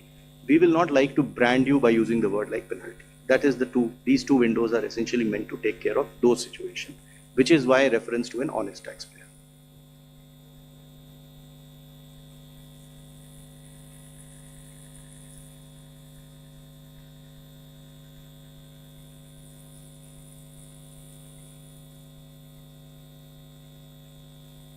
Yeah, we are examining that separately. 194. Left side, yes, back. Ma'am, this is Amitod Singh from CNBC International. Congratulations to you and your entire team. I have two questions. The first is around foreign investors. There were a number of expectations that taxation structures would be changed, particularly when you think about things like withholding tax. So what we want to understand is whether that was even discussed within the government. And my second question is 15% defense spend increase. How much of that has to do with global uncertainty? Revenue Secretary can answer on the first question. See, global uncertainty is something which definitely occupies all the officials' mind when we are preparing for the budget. But I won't attribute it to be the cause for any one step. Across the board, we kept that in mind. So it's not the cause for any one thing that we've done or one thing which we did not do. That's kept in our mind. Our macroeconomic fundamentals are strong. You heard the CEA speak that despite you having a macro sound economic foundation, you're still sort of facing a world which is uncertain. And therefore, when currency, Indian rupee versus the dollar becomes an issue, you have done everything within the country to make sure your fundamentals are fine. But the uncertainty globally is affecting on many grounds, and we are seized of it for everything that we do, not for one particular thing, but ours. Yeah, I think today we need to look at what has been announced in the budget. So we would rather focus on that, because there would obviously be many of the issues which would be discussed and deliberated. But what has come out for you before in the budget is what is there, and we should probably focus on that. And if you saw that there are many announcements, especially which are addressing the needs for attracting investment in India, bringing more certainty, both for the residents who interact with their related parties, as well as for the non-residents who otherwise do business here. There's a whole host of those announcements. You would appreciate that what, for example, has been done in IT services is a change which is completely, and it's a fully comprehensive change, which practically will take care of just about 30 companies need to now sign APAs. The rest, all 11,000 odd, will be covered under one or the other system of certainty of taxation, either through safe harbor rules or through the APA agreements. So this has been a major change. In specific sectors where we felt that the residents needed certainty, we have provided that, whether it is in the data center, whether it is in manufacturing, electronics, even for the expats, if they are going to stay here, the experts, for a longer time. On the data center, I just thought I'll take this opportunity to clarify, because there was some speculation about what has been done. The thought process in this is that a global entity which is providing a kind of cloud-based data services uses data centers all over the world to provide services to the customers. So it is very difficult to connect one-on-one as to which data center has resulted in what type of revenue. So the international entity of this nature would like to set up data services centers in India, which is a net economic plus for us, because it adds to that scale and level of economic activities. It has strategic purpose too. So the arrangement we have done is, just because that entity will set up data service centers and will use this as one of the many to provide services globally, should not become a cause of uncertainty for it that its global income will get taxed here. So that is the certainty which we are giving to it. Quite naturally, the data service center, which is located in India, will be taxed depending on the way it is positioned. And that entity will be selling its services to customers in India through a reseller entity, which again gets taxed. What we are excluding from taxation is this global entity, which is essentially doing cloud-based services, using data services centers across. And we do not want it to be deterred from enhancing its business footprint in India to provide such global services. I'll just come in to add to that point on foreign investors, to point out one or two points on the Part A side also, which are important. One is that this was this ask from AIFs for a very long time, that most AIFs in our country are formed as trusts. Their request had been for a pretty long time to consider if the LLP Act can be modified and amended to align it with the functional requirements of AIFs. That has been announced today, which is a very big move forward, as it will allow them to, the amendments are going to be of such a nature that by becoming LLPs, first of all, the liability will get limited. And then there are going to be amendments which will also allow for document filing, rationalize for entry and exit of partners, and similar such things to make it easy for the AIF partners. So that's one of the announcements today. The other was the announcement on the PROIs and the relaxations given therein of how much they can invest in a company individually and together. So those limits have been significantly enhanced, and all of it has been rationalized in line with OCIs and NRIs. Other than that, the FEM NDI rules, we intend to review it for two things. One is, again, we are continuously in touch with investors. There are asks over there. So instead of doing it one by one, this shows the intent of the government to actually reach out and address the world which is interested in investing in India and make it easy for them to do so. 214. Ma'am मैं आलोक प्रियदर्शी हूँ CNBC आवाज से। Ma'am मेरा सवाल यही है कि जो सवाल STT से रिलेटेड है, सिक्योरिटी ट्रांजैक्शन टैक्स से, मैम यहाँ पे मैम जो पॉलिसी है फ्यूचर एंड ऑप्शन लेक को लेकर सरकार की क्या पॉलिसी है, थोड़ा सा स्पष्ट करें।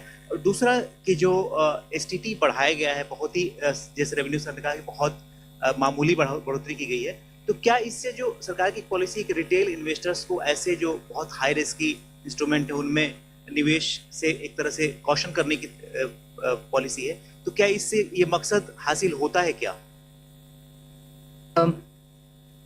I'll ask the Revenue Secretary to go into the details, but आपका विषय जो मकसद के ऊपर बात कर रहे हैं ना, मैं पिछले बजट के समय में भी इसका एक्सप्लेन भी की। We are touching only the futures and options. STT otherwise बाकी सब का ट्रांजैक्शन के ऊपर कोई नहीं किया, मगर जहां स्पेकुलेशन, हिंदी में सट्टा बोलते हैं, स्पेकुलेशन ज्यादा और समटाइम्स हाईली रिस्की, क्योंकि हमें मैसेज आता है लोगों से कि इधर बहुत लॉस भी फेस कर रहे हैं लोग जिनके हाथ में इतना एक्स्ट्रा पैसा भी नहीं है जिससे वो स्पेकुलेट कर सकते हैं। So this nominal increase is purely aimed at high speculation only to deter them. मकसद बोल रहे हैं, हाँ, उनको थोड़ा डिस्करेज करने के लिए। हम इसके खिलाफ नहीं है, जरूर एक्टिविटी जो होता है उसका रेस्पेक्ट करते हैं, मगर इतने लॉस और इतने छोटे छोटे लोग का लॉस को सरकार देखकर कैसे आप चुप रह सकते हो? डिटर करो थोड़ा उसको पीछे हटने के लिए, बस उतना ही। So the tax is only one element of the kind of supplementing or supporting that policy, which is what I explained before. In as far as the rest of what and how this market has to be regulated is probably for the market regulator to respond better on that aspect. 67 from the center. I'm Pallavi from CNN News 18. Little political question because the reactions are coming in from the opposition parties.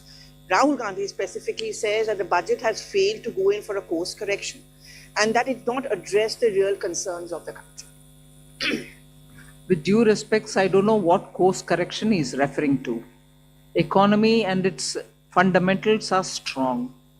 Global uncertainty is facing many of our sectors for whom we have brought in so many different schemes for those small and medium enterprises, for textiles, for leather, for shoe uppers, for people who are working in the rural areas, schemes for benefiting them, for even the farmer and value addition, for women entrepreneurs who are chote groups, self-help entrepreneurs, the she marts that we've come up with. These are ways in which we are reaching out to the common small people to make sure that they don't have to face big changes in their life because of any volatility coming from outside. They could be contributing to exporting small things. But different uncertainties can affect them equally. Many of them have been shown as successful because you see when you go there, Lakpati Didis is a fantastic difference made to women in the rural areas. Now we're bringing them together to sell their wares. Are these not measures through which we are reaching out for the poor, the small, those in a difficult terrain or in rural areas? And with all this, the fundamentals of the economy remain strong. And that has come out even in the economic survey. So, well, politically you want to criticize, you're welcome, please do it. But if you want to give me the facts on which you're basing your argument, I'm willing to hear and willing to reply to that. 16. The center. Yeah, that's right. Ma'am, I am Bani Kinkar Patnaik from the Economic Times. Ma'am, I think probably one of the most important features of this budget is that for the first time in probably many years, your effective capital expenditure at 4.4% of GDP is going to be slightly higher than your fiscal deficit, projected fiscal deficit for the next year. So it means, I mean, in other words, you will be using more than your entire borrowed resources. You will be deploying that in productive spending. So I wanted to ask you that, whether it is going to be the new normal in the coming years. And ma'am, one clarification I needed. This VV Jiramji scheme, you have allocated more than 95,000 crore. At the same time, I see that, Narega has also got 30,000 crore. So is it going to be on top of that, or because Jiramji scheme is supposed to replace this Narega scheme? I'll ask the Expenditure Secretary to respond on that. On the new scheme, the GRAMG, the budget provision has been provided exactly as what you would have seen when the bill was being presented and the act was there. So we have gone exactly whatever is required has been provided. Now on the old scheme also having some money, in fact, it's a legacy of the inefficient way in which the scheme was, the MG and Narega was being implemented by the states. So there is some carryover of liabilities, 30,000 crores. So that we have taken the responsibility of verifying and fulfilling it. So that's why we have kept that, but otherwise fresh implementation will be on the new provisions.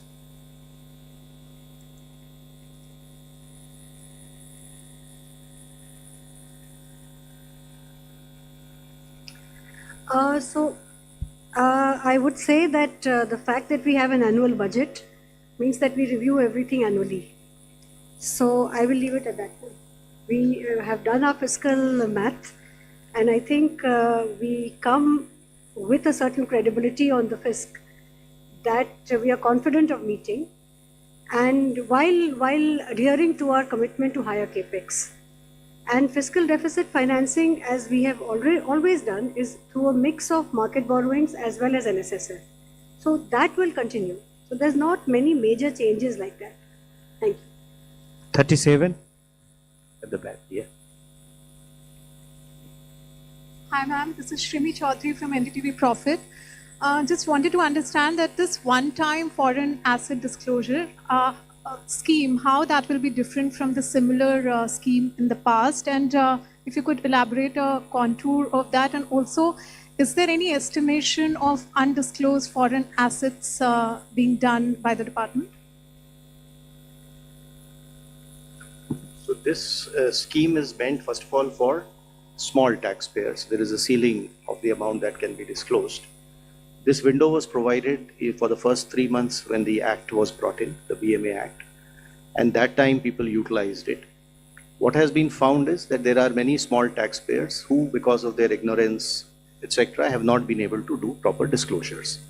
So this window is being given as a one-time 6-month window for such small taxpayers, the list of which some idea of who they are has been given in the budget speech also. So there are two streams in this window. One is of the people who have paid their tax, the income is disclosed and is quite transparently known. All that they failed to do is they were not able to disclose the asset, foreign asset that they had because of that. Which means they will be able to prove that the income was put to tax.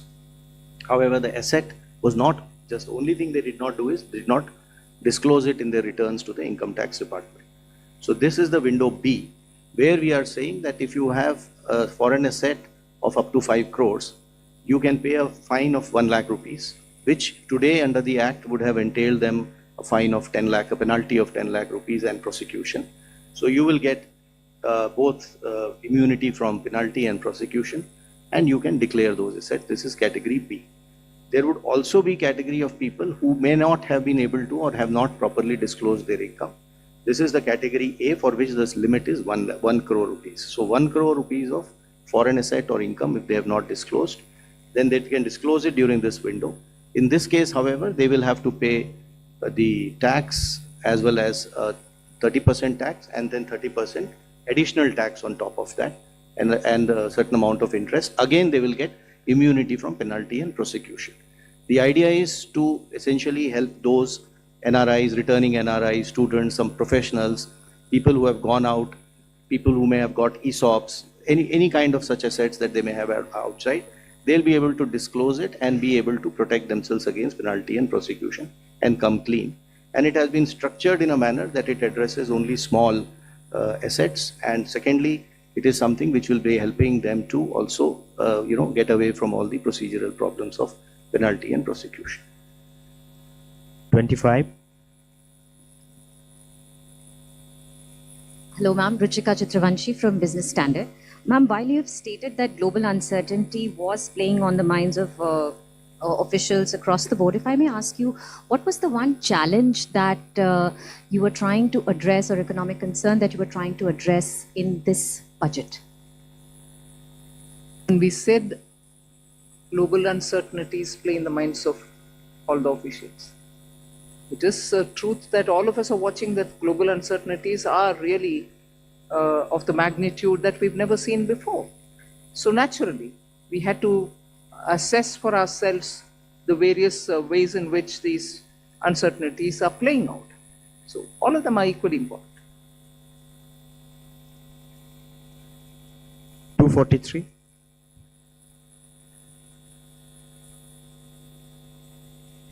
Good afternoon, ma'am. Kriti Ambe from Informist Media.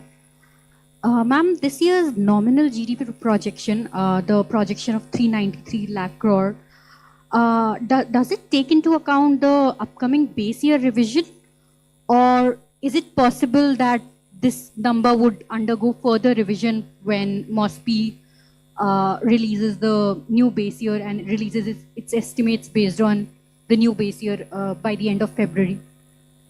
Let the CEA and the Secretary EA answer that.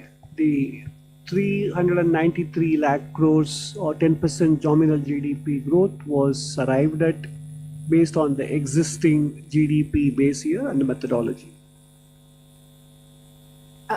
Ma'am, if I could follow up on that, back in 2015 when the base year revision had happened, the previous year's 14 and 13 numbers went up, nominal number went up by what, odd 9 lakh crore.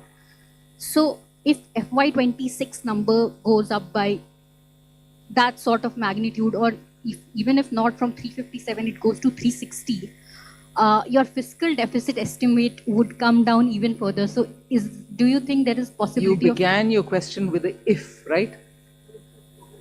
No answers from my side for ifs. Sure, thank you, ma'am. 45. I think sent. Hello, ma'am. This is Pushpita Dey from the New Indian Express. So a lot of custom duty reductions have been introduced. So how do you see the impact on the revenue, and also particularly for the consumer goods like 50% duty reduction? Will there be any measures to ensure there is no dumping after the reduction happen? And also, not particularly related to the budget, after the recent Tiger Global Tax Supreme Court verdict, do you see there will be any impact on the foreign investment for India? Thank you.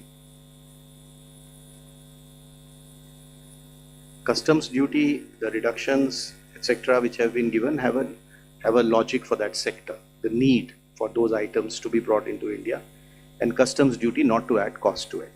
So there is an economic logic of why it has been done.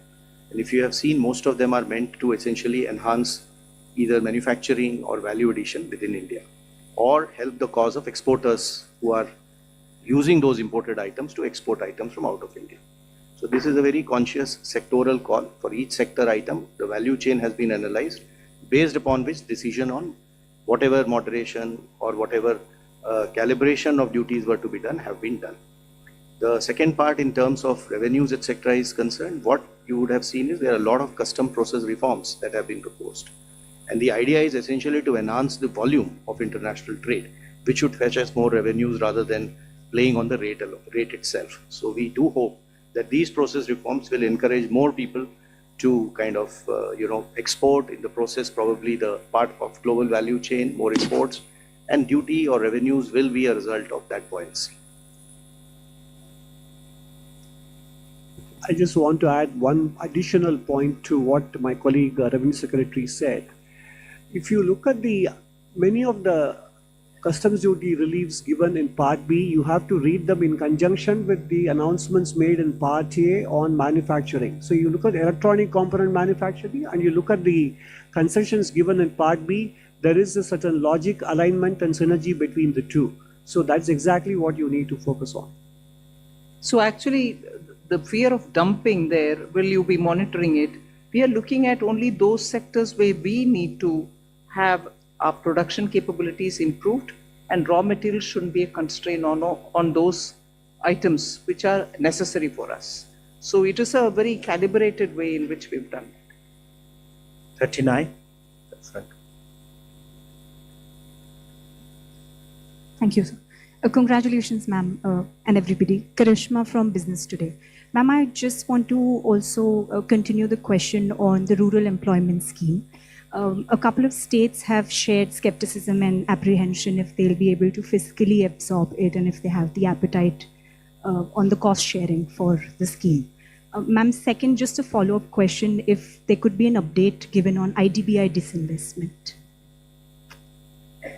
I think the Agriculture Minister has spent a lot of time interacting with states to tell them what actually is Vikasit Bharat Gram, the G Ramji program is about. It is not about money. We have continuously given. That's why you heard Expenditure Secretary say, Manrega, balance which had to be carried forward, had to be provisioned for, we had to pay them back. Although inefficiently spent, we have to still give them, though we made the provision. And Vikasit Bharat Ji Ramji, as was at the time of the act getting passed, whatever was predicted was going to be provided, we provided for that. So I think there need not be any doubts in the minds of what is going to happen about rural employment guarantee scheme. In a way, the new scheme actually understands how efficiently it can function in the ground. Inefficiencies have been removed from it, and the money allocation proves that we have put the money where we spoke about. So that's fine. All disinvestments which have been approved by the cabinet earlier, that list will continue to be before us, and we will carry forward every such. And on specific, if you want to know, we have our Deepam Secretary. Please do tell.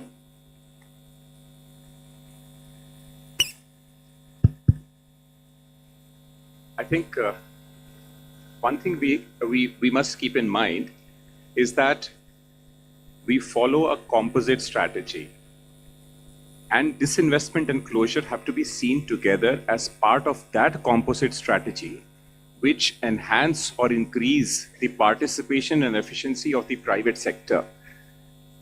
As part of that strategy, as Honorable FM said, whatever in principle approvals we have obtained for both disinvestment and closure, say about 50 of them, half of them have already been completed, which means about 12 closures and 13 strategic disinvestment transactions. The other ones are on track. That is why we keep aspirational targets, because we are fully on track and fully committed to completing each one of them and taking to a logical conclusion. Thank you. Yes. 81, backside.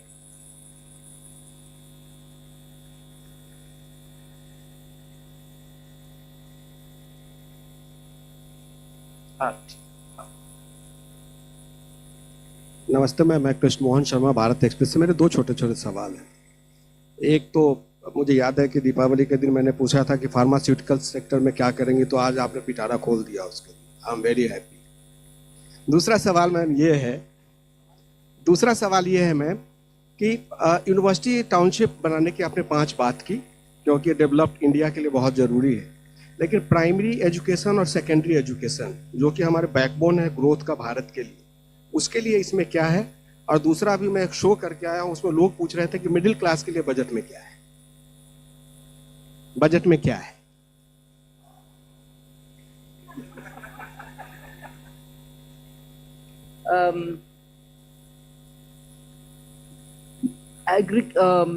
Higher education के लिए जब हम 5 university hubs बनाने जा रहे हैं, it is very important to recognize that आज private sector में यूनिवर्सिटीज़ बहुत आ रहे हैं, स्टेट्स का मन लग रहा है कि और हायर एजुकेशन सेंटर्स ज़रूर होना चाहिए।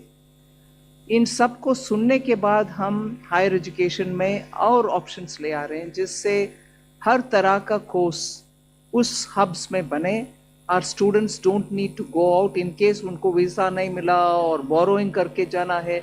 उस क्वालिटी का एजुकेशन भारत में ही हो, इसीलिए जितने भी स्टेट्स वो क्या बोलते हैं चैलेंज मोड में आकर के बोलेंगे कि हम ज़मीन देने के लिए तैयार है, मल्टी स्पेशलिटी हॉस्पिटल जैसे बनाते हैं, ऐसे universities with different types of courses can all come and set up, and this will also mean partnering with universities abroad.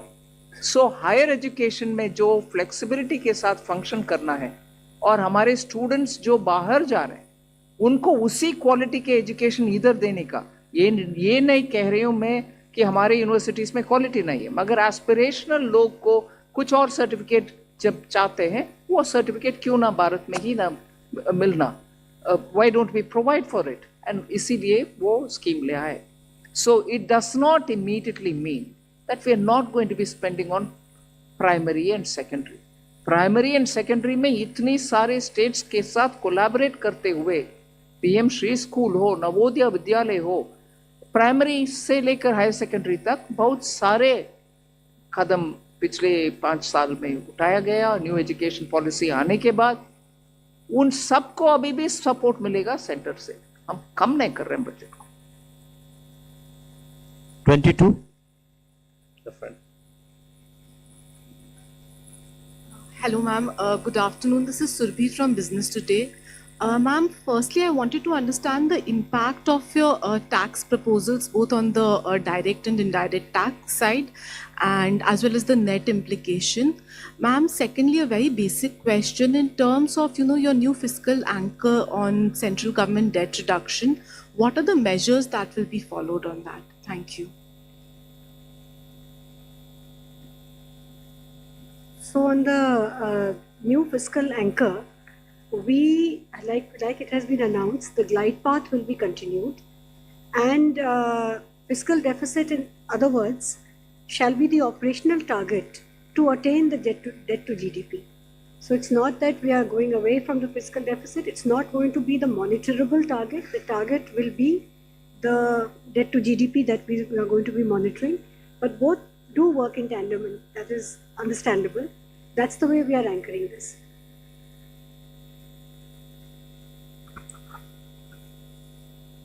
So I have already explained the growth rates for the tax the next year. So if you look at the buoyancy, for example, for direct tax, we are taking the buoyancy would be around 1.14. So which shows that we expect that with all these reforms, the tax growth should become and would be growing at a rate faster than that of the economy itself. So we do expect the tax income, the tax revenues to be sufficiently buoyant in the coming year. 46. This side, left. Ma'am, this is Priyansh from Money Control. I have 2 questions. One is on the GST. So the GST numbers that the target for FY27 is 2.5% lower than this year's target. So although there has been, this is due to the reduction in rates, but when can we expect the growth to be in the positive territory? And second question on the nominal GDP number, have you taken under consideration the conclusion of the trade deal with US on the nominal GDP? And if it is concluded, can it be higher?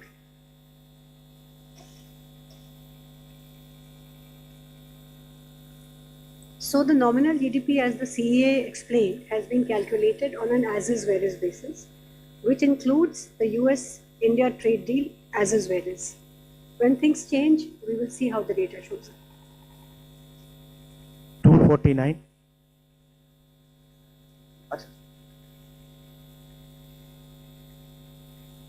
GST revenues, what is the question? Can you repeat it?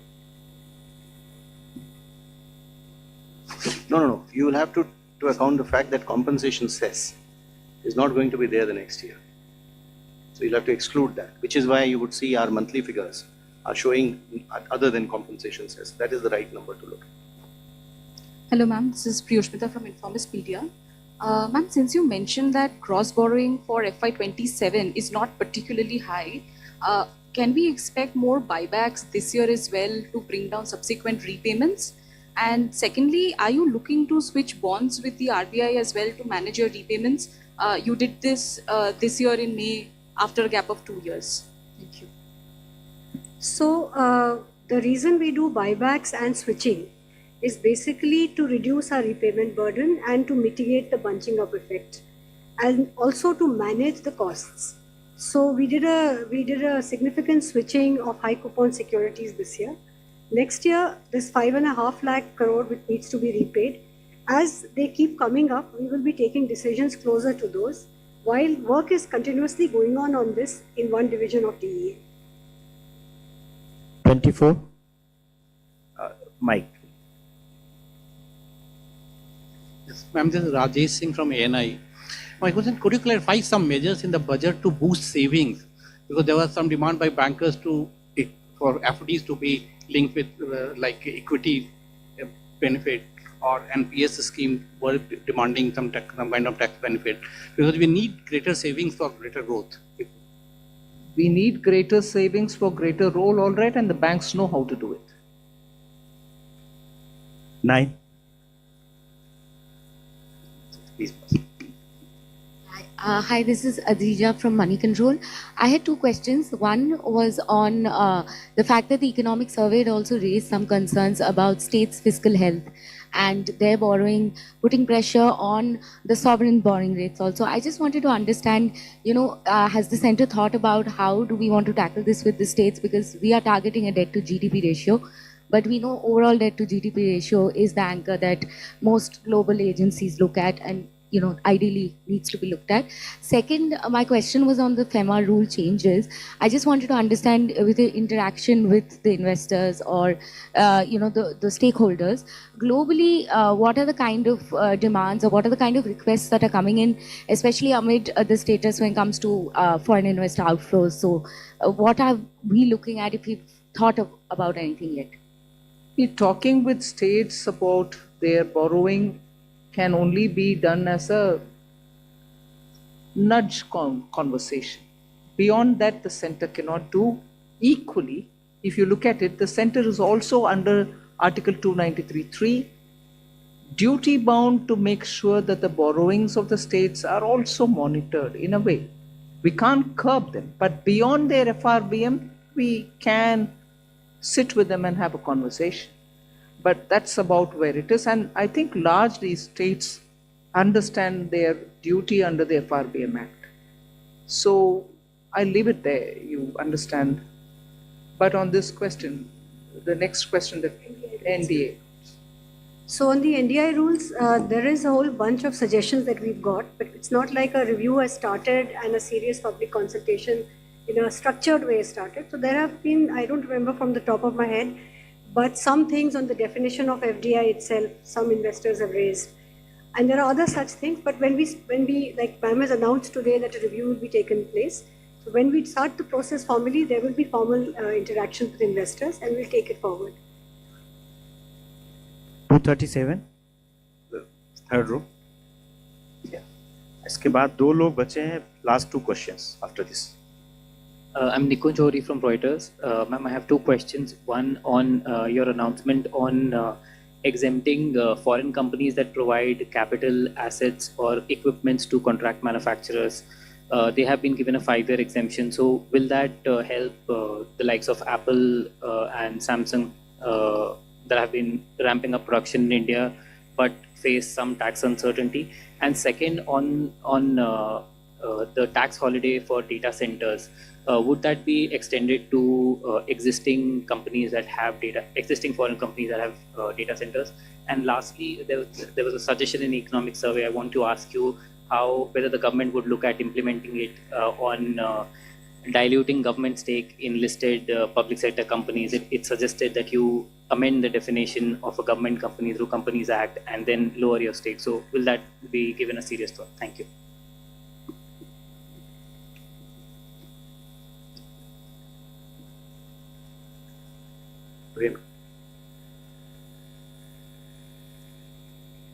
See, the contract manufacturing, that is the toll manufacturing exemption that has been given, essentially is for the companies which will give their capital goods. There will be no transaction, there will be no sale, no lease.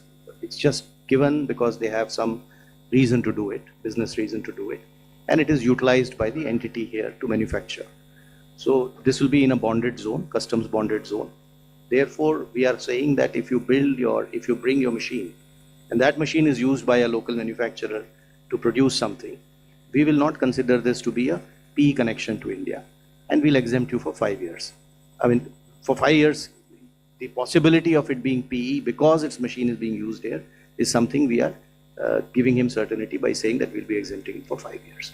So there'll be, for example, if a big company sends its proprietary manufacturing, testing, or some tools and machines here, and because of which its global income gets into the risk of being taxed, is what we are giving certainty on by saying that for 5 years we'll be exempting it. The second part of your question, if you read the economic survey carefully, it talked about two alternatives. One is that we change the definition of a government company and bring it down from 51 downwards. And the second is we bring the equity below 51 following a strategic path, which could mean we look for a strategic partner, which could also mean a consortium or a joint venture approach where it may not be a government company, but it will still be a public or a government controlled company, which gives it more flexibility to operate. And as you know, economic survey is an ideation document. Once we consider that in the policy framework, we also have the Atmanirbhar Policy 21, which is doing very well. We will weave it all together. It is policy in evolution. And we will consider all these aspects before taking a step forward. Thank you. 11. Ma'am, this is Anup Roy from Bloomberg. So your nominal GDP assumption is pretty conservative even this year. Given that CA has given a growth rate of 7.2%, so are we assuming inflation at 2.8% for the year? And does that show that inflation is structurally down in India? Inflation is down in India and it is remaining there for some time. And inflation is just not the only one which is a deflator, but however, largely you depend on that. And I think therefore the assumption of the nominal GDP is realistic. So we cannot, for the reasons well known that you want a nominal GDP to be a higher number, cannot bring in factors which are beyond the usual calculation.